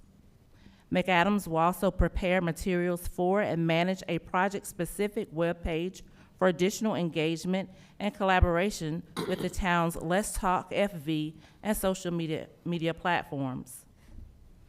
McAdams intends to perform a comprehensive market analysis that will produce realistic forecasts for potential economic development projects in the downtown districts.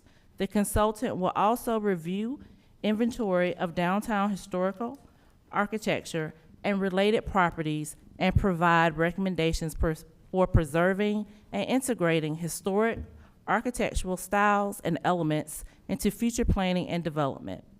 The McAdams team will perform on-site wayfinding and downtown pedestrian and vehicular study to determine optimum traffic patterns to amenities, civic buildings, and parking access. This agenda item does have a fiscal note. The cost for McAdams to perform the downtown master plan is $299,380. Funds for this project were appropriated in the town's downtown development fiscal year 2023 capital budget. Staff's recommendation is for a motion to award a contract to consulting firm McAdams to perform the downtown generational plan project in an amount up to $299,380 and authorize the town manager to execute the contract agreement on behalf of the town, subject to the town attorney's review as to form. Director McNeil, thank you for that presentation right there. This is something we recently, at a recent meeting, had approved the different requests that you had in regards to it. So you've been going through quite some time vetting the recommended company for it. And so this is time that we can get our downtown mapped and get the process going forward, what we've been studying and been discussing here. I know that you've been involved a lot with the Fuquay-Varina Downtown Association and a variety of stakeholders in our downtown. So we're excited to see that generation plan that comes out right there. Have any questions from board members? I just think this is going to be great because in reading over the proposal, it's going to collaborate and bring people together.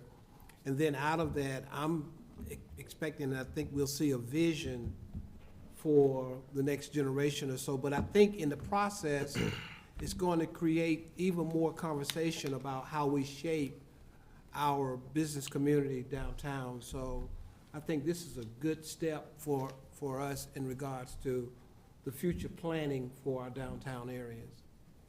Just wanted to make that comment, Mr. Mayor. Thank you, Commissioner Harris.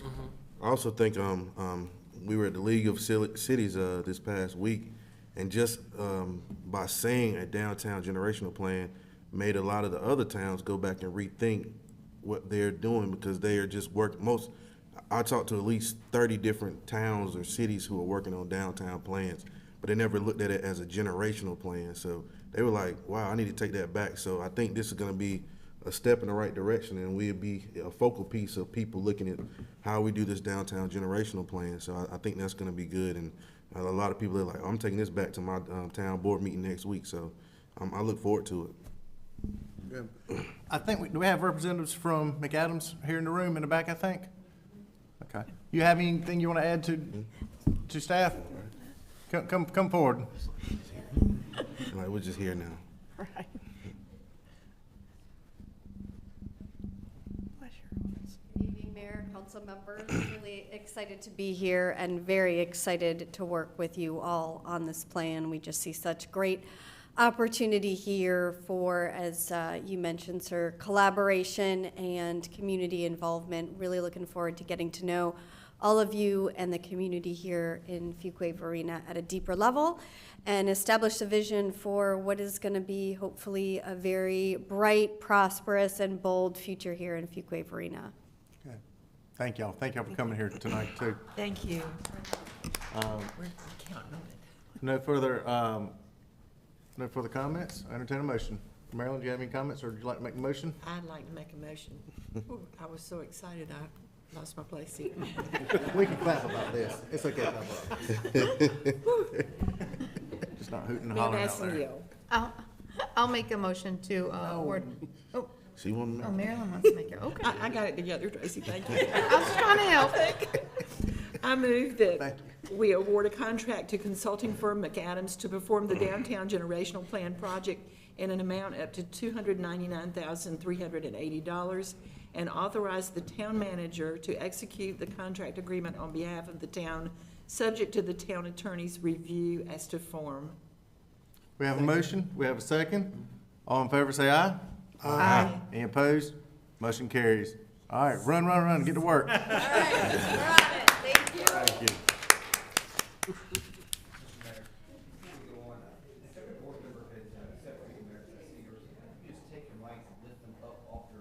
Monitors just a little bit.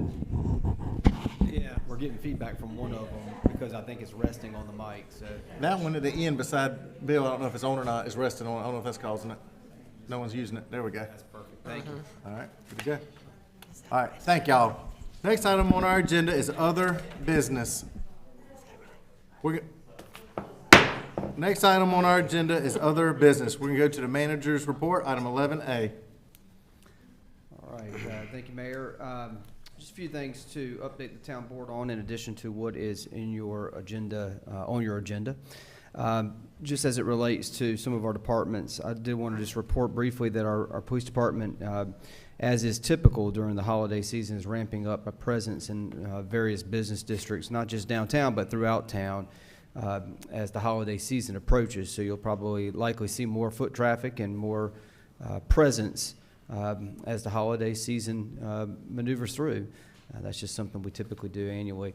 In addition, we're also the police department is also going to be working in concert with our communications director to start a social media communication and education campaign about complaints and concerns that we have received regarding loud noises emitted from mufflers on vehicles. I'm sure some of you have heard some of these same concerns. We'll be informing the public about the muffler issues and current enforceable laws through an education campaign hopefully to limit the work that we may have to do in terms of citations. That would be the goal, is to educate first and then address with citations if we need to. But it is becoming a more prevalent issue. I know just on Main Street alone, you sometimes hear what you think is drag racing, but it's essentially a loud muffler going down the road. And we're going to be trying to address the community about that so that we can try to improve on that. As it pertains to our fire department, a couple of an event that's coming up here on December 4th, before the Christmas parade starts at the fire station number 1, from 2:30 to 3:30. We're going to have a cookies and cocoa with Santa at the fire station, and so the big man is going to stop by the fire department before he partakes in the parade, and this will give the community an opportunity to get a little FaceTime with the big man. So the commissioners are invited, as well as anyone in the community, to grab some hot cocoa and take a picture with Santa. It's only an hour, so it's going to be a little bit limited there before the parade. That's right. There's going to be other opportunities to get with Santa on the tree lighting ceremony, on obviously on the second. Santa comes for that event as well, and so that'll be the opportunity for the community at large to really get the opportunity. This will be in large part for our firefighters and our firefighter families, some of our staff, board members even, but I'm sure that if the big man is visible, so do come the children, so we'll have to manage that. Also in our fire department, we have a couple career ladder moves. Riley Prince from has advanced on a career ladder from firefighter 1 to firefighter 2. He's met the qualifications to advance in his position. And Josh Sorrell has advanced from a career ladder move from a firefighter 2 to a senior firefighter. Our community survey that our communications department, our communications director, has been managing was mailed on November 10th. This was mailed to randomly selected households within the town limits. Responses are already coming in, which is a positive thing. It's also available online and requires a physical address in order to respond, and that physical address has to be inside the town limits as well. And the goal is to be able to share these results with town board members at our town board retreat, and ultimately to the public thereafter. The Parks, Recreation, and Cultural Resources Department, proud to say that we recently hosted the statewide athletics championship, SWAC, soccer tournament at Fleming Loop Park, and 3 town teams won the state championship, our 10U boys, our 10U girls, and 12U girls. And so we anticipate recognizing these champions at a future meeting like we've historically done. So good things coming out of that.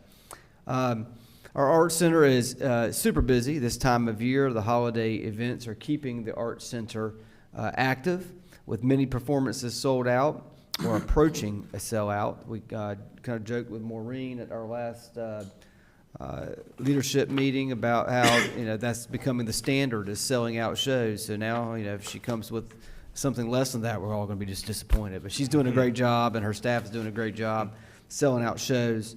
Due to popular demand, the Fuquay-Varina Chorale performance has been, an additional show has been added on Saturday, December 3rd at 7:30 p.m.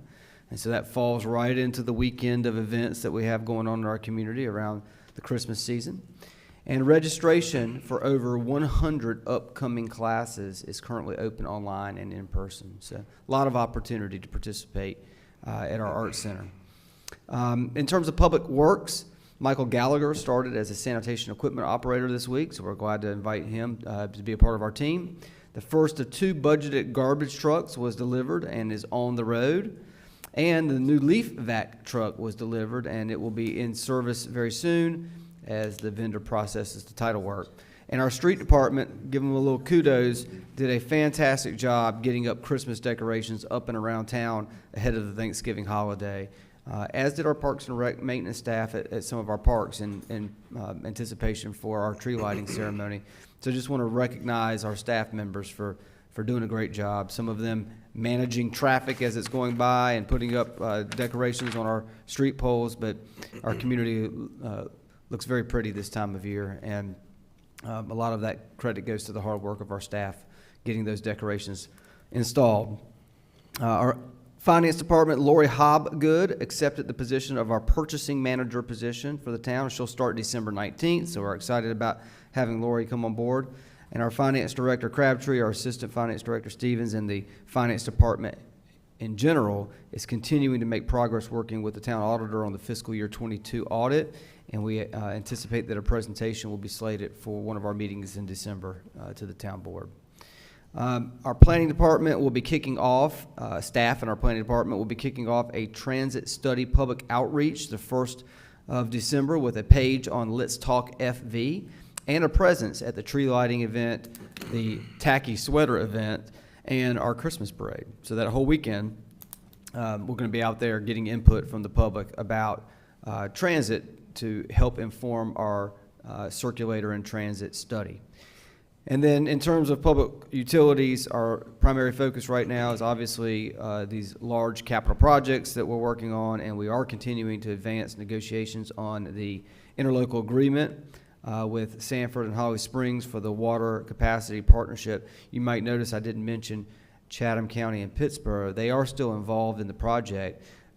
They are separately working an arrangement to sell their utility to the City of Sanford. City of Sanford will be managing their utilities moving forward. So the interlocal agreement will actually just be between Sanford, Holly Springs, and Fuquay-Varina, although those partners still remain a part of this large capital project.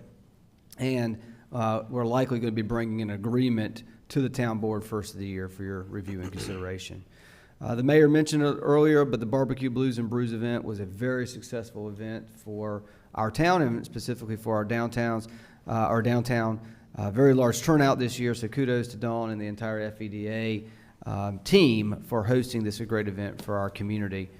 And on your agenda, just do want to draw your attention to a few matters on your agenda. We do have, again, Christmas with the Embers. That's tomorrow night at the Arts Center, 7:30 p.m. Christmas tree lighting will be in downtown Fuquay-Varina Thursday, December 1st at 6 p.m. The Fuquay-Varina Chorale Holiday Concert at the Arts Center Friday, December 2nd at 7:30, Saturday, December 3rd at 3, and then again the new show added at 7:30 on Saturday evening. The tacky sweater party, if you have a tacky sweater, this is the time to break it out. It's for this event. Perhaps you'll be selected to compete in the tacky sweater contest if it's tacky enough. So come out and do your best there. Saturday, December 3rd from 11 a.m. to 3 p.m. The band Crush will be there playing from 12 to 3. We'll have food trucks, local vendors. Rockwall will be out there if you want to take your hand at that. And again, wear your best tacky sweater that you have. The Fuquay-Varina Chamber of Commerce will be hosting the Christmas Parade Sunday, December 4th at 4 p.m. We will have a coffee with a cop for December at the Realty, 201 South Main Street. This will be on Tuesday, December 6th from 9 a.m. to 10:30 a.m.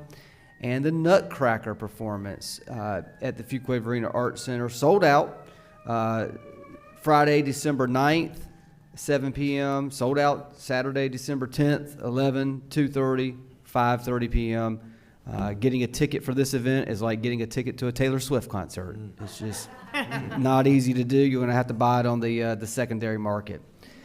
And with that, I say happy Thanksgiving to all of you. Happy Thanksgiving to the community. And I have no further comments, Mayor.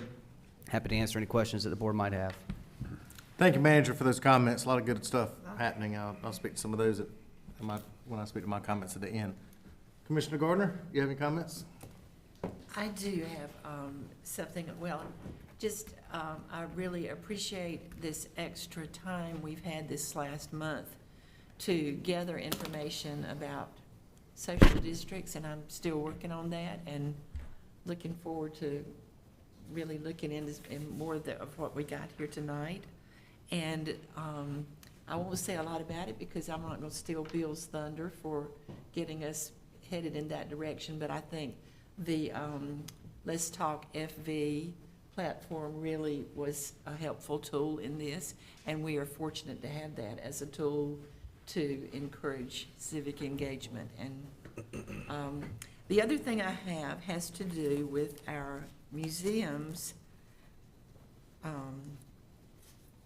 here in town. And they had just recently had their, here it is, just recently had their annual meeting for the first time since 2019 because of COVID. We didn't have it in 2020 or 2022. So tonight, I am pleased to place into the official town record the minutes of the Friends of the Museum's annual meeting held on November 15th, 2022. And as I said, due to COVID, we had not had it for 2 years, since 2019. I'm also placing into the official record, I've given these things to our town clerk already, a copy of the Volunteer Museum Director's Report, which covers the activities for 2020 through 2022. And those are the activities since the last report was delivered in 2019. Despite, I'm just going to hit a few highlights, despite the huge impact COVID had on the museum activities, particularly with the museums having to be closed to the public, Volunteer Museum Director Shirley Simmons and her volunteers worked diligently to remotely deliver an amazing list of services on behalf of the museums. Highlights include creating a board of supporters to develop plans and raise funds to help sustain the museums into the future, conducted a membership campaign that increased business, corporate, nonprofit, family, and individual memberships to 94, assumed the responsibility for insurance on all buildings except the town-owned municipal building and on the collection owned by the nonprofit, the museum nonprofit, published 27 historic articles on a wide variety of subjects. Through cooperation and partnership, worked with markers for Fuquay-Varina Consolidated High School and Fuquay-Varina High School, historic pictures for banks, businesses, seniors, living facilities, and apartment buildings. To reiterate, these are just the highlights, and they were achieved during a pandemic and with only volunteer personnel. They're currently working on a project with a teacher in France. They reopened for tours by appointment in 2022 and are working to resume public tours on Monday mornings and Wednesday afternoons as they had in the past. They resumed their annual Heritage Day in May of 2022 with one of their most successful programs in the history of that event. Their future projects include working with the Fuquay-Varina Cultural Arts Society to archive their materials on our African American community, working with the state archives and the state library to acquire microfilm of the Fuquay-Varina Independent, our longtime newspaper. That the museums have custody of all of those papers, and they're very fragile. So this project and getting a digital reader will really help in making those things available for research and in protecting the collection of the original papers. They've worked on ideas to expand into much-needed space for collections, exhibits, and operations, including they hope to hire a person to help. Working with the town to possibly expand internet capability into the museum part of the municipal building, and perhaps to at least connect with the cloud for storage and security of accession records. This will be major in helping preserve those very important, critical records that we don't have anywhere for, and many of which are being kept in the homes of volunteers. And finally, working with the town to determine how the museums can best be considered in the development of the new generational downtown master plan. So that's what's been going on with the museums over this last 3 years when they have not been open to the public, but where they've been very busy. And I think we owe them a great debt of gratitude for all this work that was done by volunteers during that 3-year interim. That's all I have tonight. Commissioner Garner, you're exactly right. You and me both went to the annual meeting, and it was a great turnout and great to hear what all they've done over the time period of having a break right there, and looking forward to doing more things in the future. Thank you for bringing that information tonight and sharing it and making sure it got into the record. Thank you, and especially thank you to Mark Matthews. He has spent a lot of time attending the board meetings and being very helpful, especially in the, hopefully, the project of getting some of their records on the internet and securing those records for us. Thank you, Mark. Thank you, Mark. That's exactly right. Commissioner Harris, any comments? Yeah, briefly, I'd like to thank Commissioner Gardner for acknowledging the effectiveness of Let's Talk Fuquay-Varina. One of the benefits of going to national conferences is that you get exposed to what other cities are doing, and at the interest of community engagement, Let's Talk Fuquay was identified as being one of the effective tools for soliciting citizen feedback. And so in bringing that back to the board and to our town manager, Adam was very receptive to the concept of having a platform where we can receive feedback.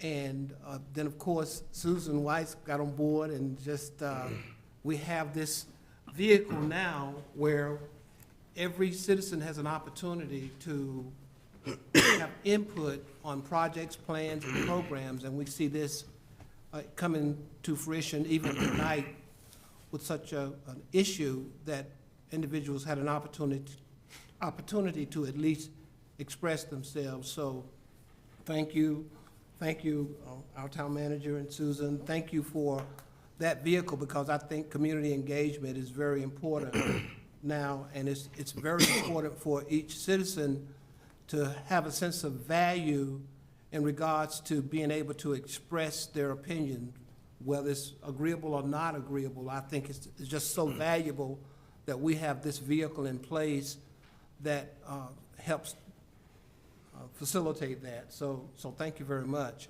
Just one other comment. Commissioner Haynes and I, we were in Kansas City attending, again, a national conference, and I just wanted to identify a couple of themes that sort of played out tonight when you had the recognition of the gentleman in the inspection department, that one of the things that the conference focused on, they called it real-world learning, and they talked about it from the standpoint of skill development from school, not necessarily advanced education, but from school, and developing and enhancing skills while a person is employed, and how valuable that is now to the marketplace because of the challenge of finding qualified individuals. And I see from just what we witnessed tonight, that appears to be an ongoing activity here in the town of Fuquay, and I think that just want to acknowledge that's really, we're on the cusp, and we're taking the lead when it comes to doing those kinds of things. And the board is to be commended for that. Board members, through the budget process, you commit to investing in professional development for employees, and they take advantage of it, which we encourage, but it starts with putting the resources in place so that they can do that. So we appreciate that very much. You're quite welcome. And I think that's one of the things that where people make the jump between school and work, that you can also identify even apprentices or either high school students, and open up options for them to have opportunity to understand the kind of work that is done at the municipal level, and furthermore enhance their skills, and they become possible employees. So that ongoing conversation was sort of outlined at the conference this past week. So just wanted to say those things. Thank you, Mr. Mayor. Commissioner Harris, thank you for those comments, and as you mentioned too, a lot of feedback came from it and showed 67% of respondents on there said they wanted a social district in town, so that's a helpful avenue. Commissioner Haynes. Sure. Comments? Yes. Let me run down this list real quick. First, want to thank Commissioner Cook for spearheading, along with the other sponsors, who are doing the shred event that donated non-perishable foods to Pontiac Community Center. That was definitely thankful, and I say that because last well, this past Saturday when I actually was in Kansas City. I want to thank all the volunteers who came out to Pine Community Center, where we fed over 250 families. And we're still actually feeding families. I'm still getting calls from social workers and everybody still trying to feed families up until Thanksgiving.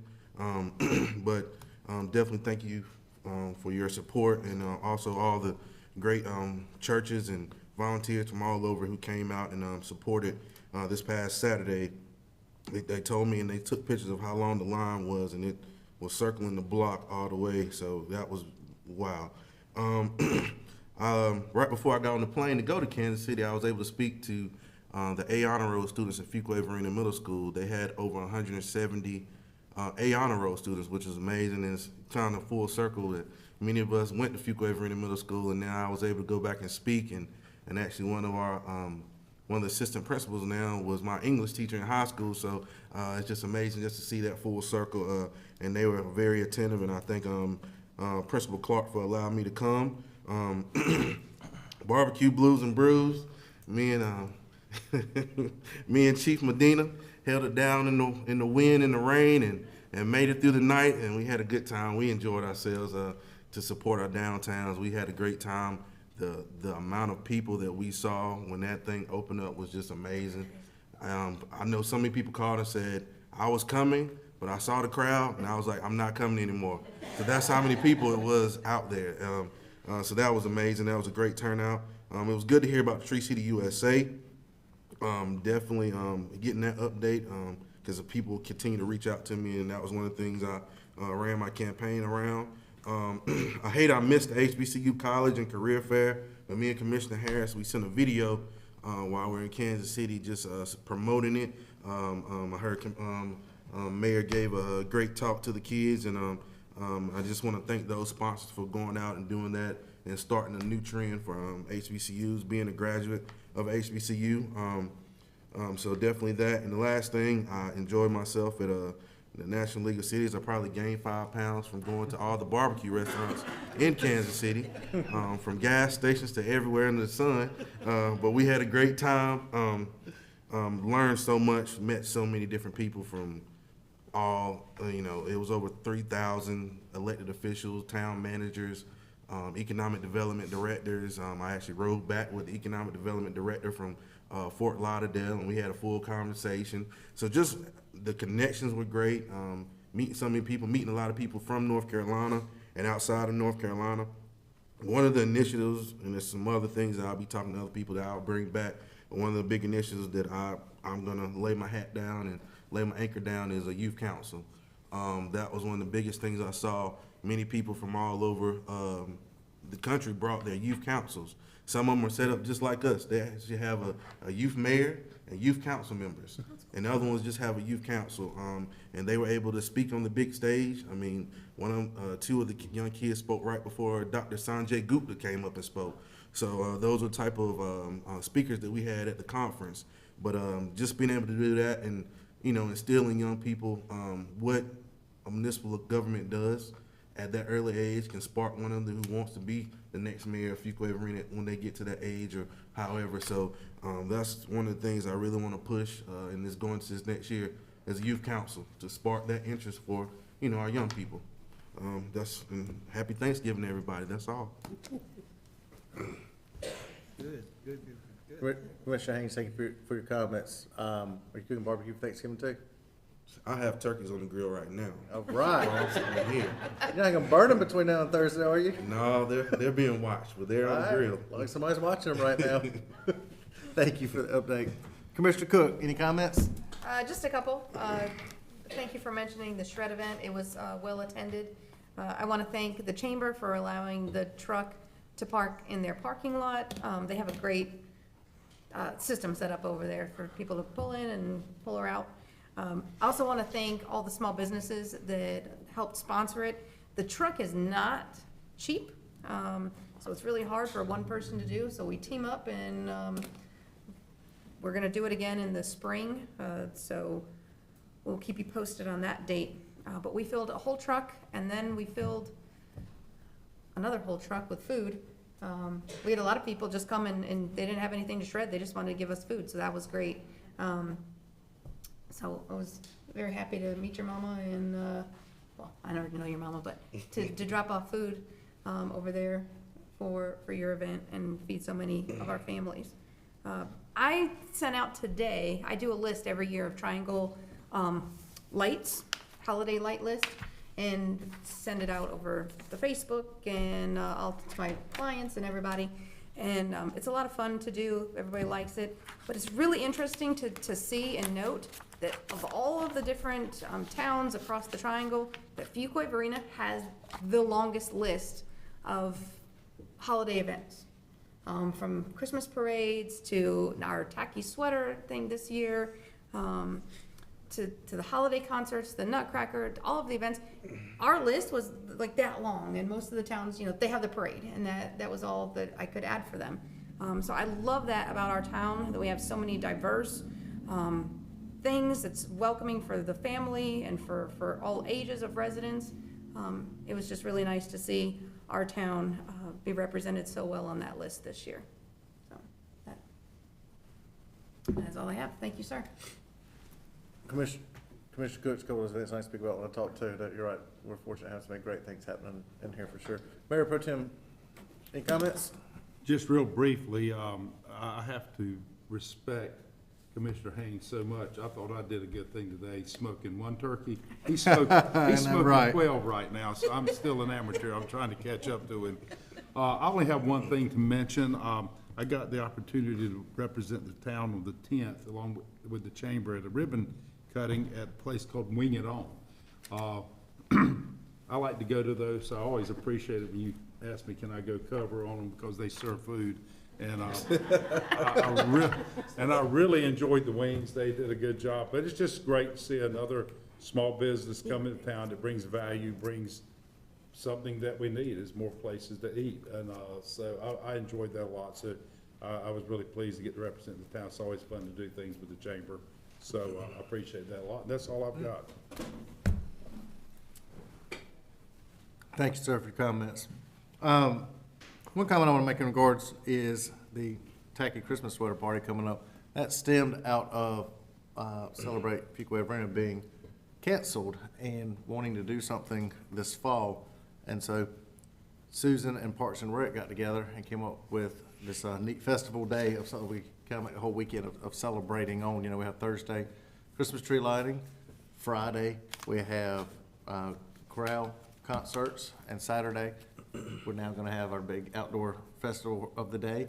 And so it's going to be some great costumes that day. And just as Adam mentioned earlier about going around, and there will be individuals from the public that come up there on stage and do that, and encourage everybody up here to wear your most beautiful custom tacky outfit that you have to be out there too. And you may get called upon to fashion model also. But it's going to be a lot of fun. I really believe that. And then on Sunday, as we mentioned, our Christmas parade that kicks off, and Santa Claus at the fire station beforehand. So I mean, it's an action-packed weekend. And so I hope, I say all this, I know all the board members heard those earlier, but I strongly encourage you to go to all events and be there that weekend. It's really going to be a good time.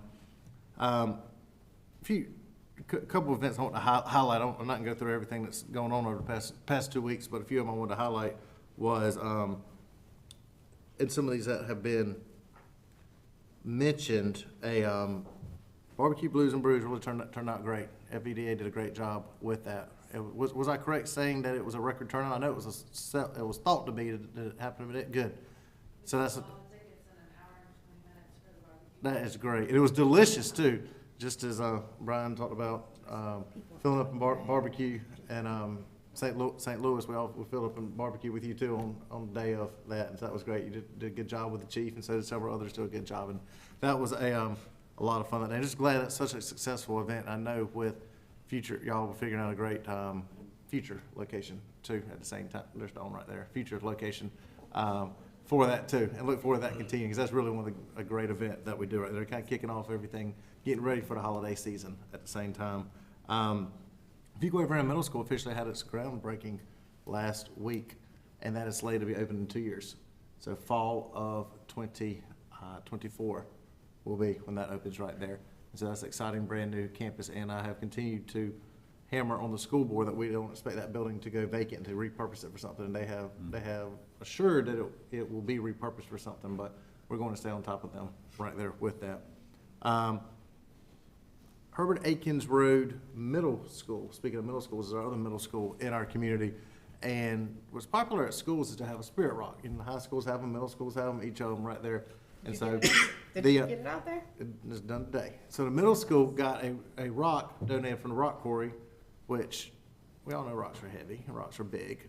It was a big rock. It's about the size of former mayor. 11,000 pounds, over I was 11,000. gonna say 12,000 pounds, about the size of former mayor's smart car, and and so it was big and it's heavy, and so they said no problem. They got it loaded on a you know what I'm talking about. They got loaded on a trailer to bring there, and so they reached out to us and in construction. And they just assumed we must have big equipment around, which some of the guys that we work with did, and so we're able to coordinate today over there to unload that rock. Put a 12,000 pound rock in place. But the fun thing about it, so I had all the PTA and all the crowd there excited about it. Not only do you want a rock, well, you can't just throw a rock on the ground. You got to sit it in a special position and then put the pretty side facing forward so you can write messages on it and all the exciting things. And so they got their rock in their right spot, and they're excited for that right there. Thank you. And it is also the largest rock in all of Fuquay-Varina of all the schools. And so that's Thank you for doing that. that was Thank kind of you. neat. They, one guy went to go to town and twist it with his hands, and he realized real quick, you don't twist around 12,000 pounds with your hands, but it worked out great. And so just excited for everybody to know that in the community. And we have a variety of great events and good things happening in our community we're excited for. So thank you tonight for our great attendance of our meeting. I know that everybody's not here anymore, but great attendance. And I do know we have a closed session tonight. Somebody make a motion for closed session, please. So moved, we'll have a closed session. We got To the- Pursuant to General Statute 143, 318, 11A, 3, attorney-client privilege, and A4, economic development. All right, I'll second. I'm good. Motion second. All in favor, say aye. Aye. All right, motion carries. As soon as the room clears, we'll go.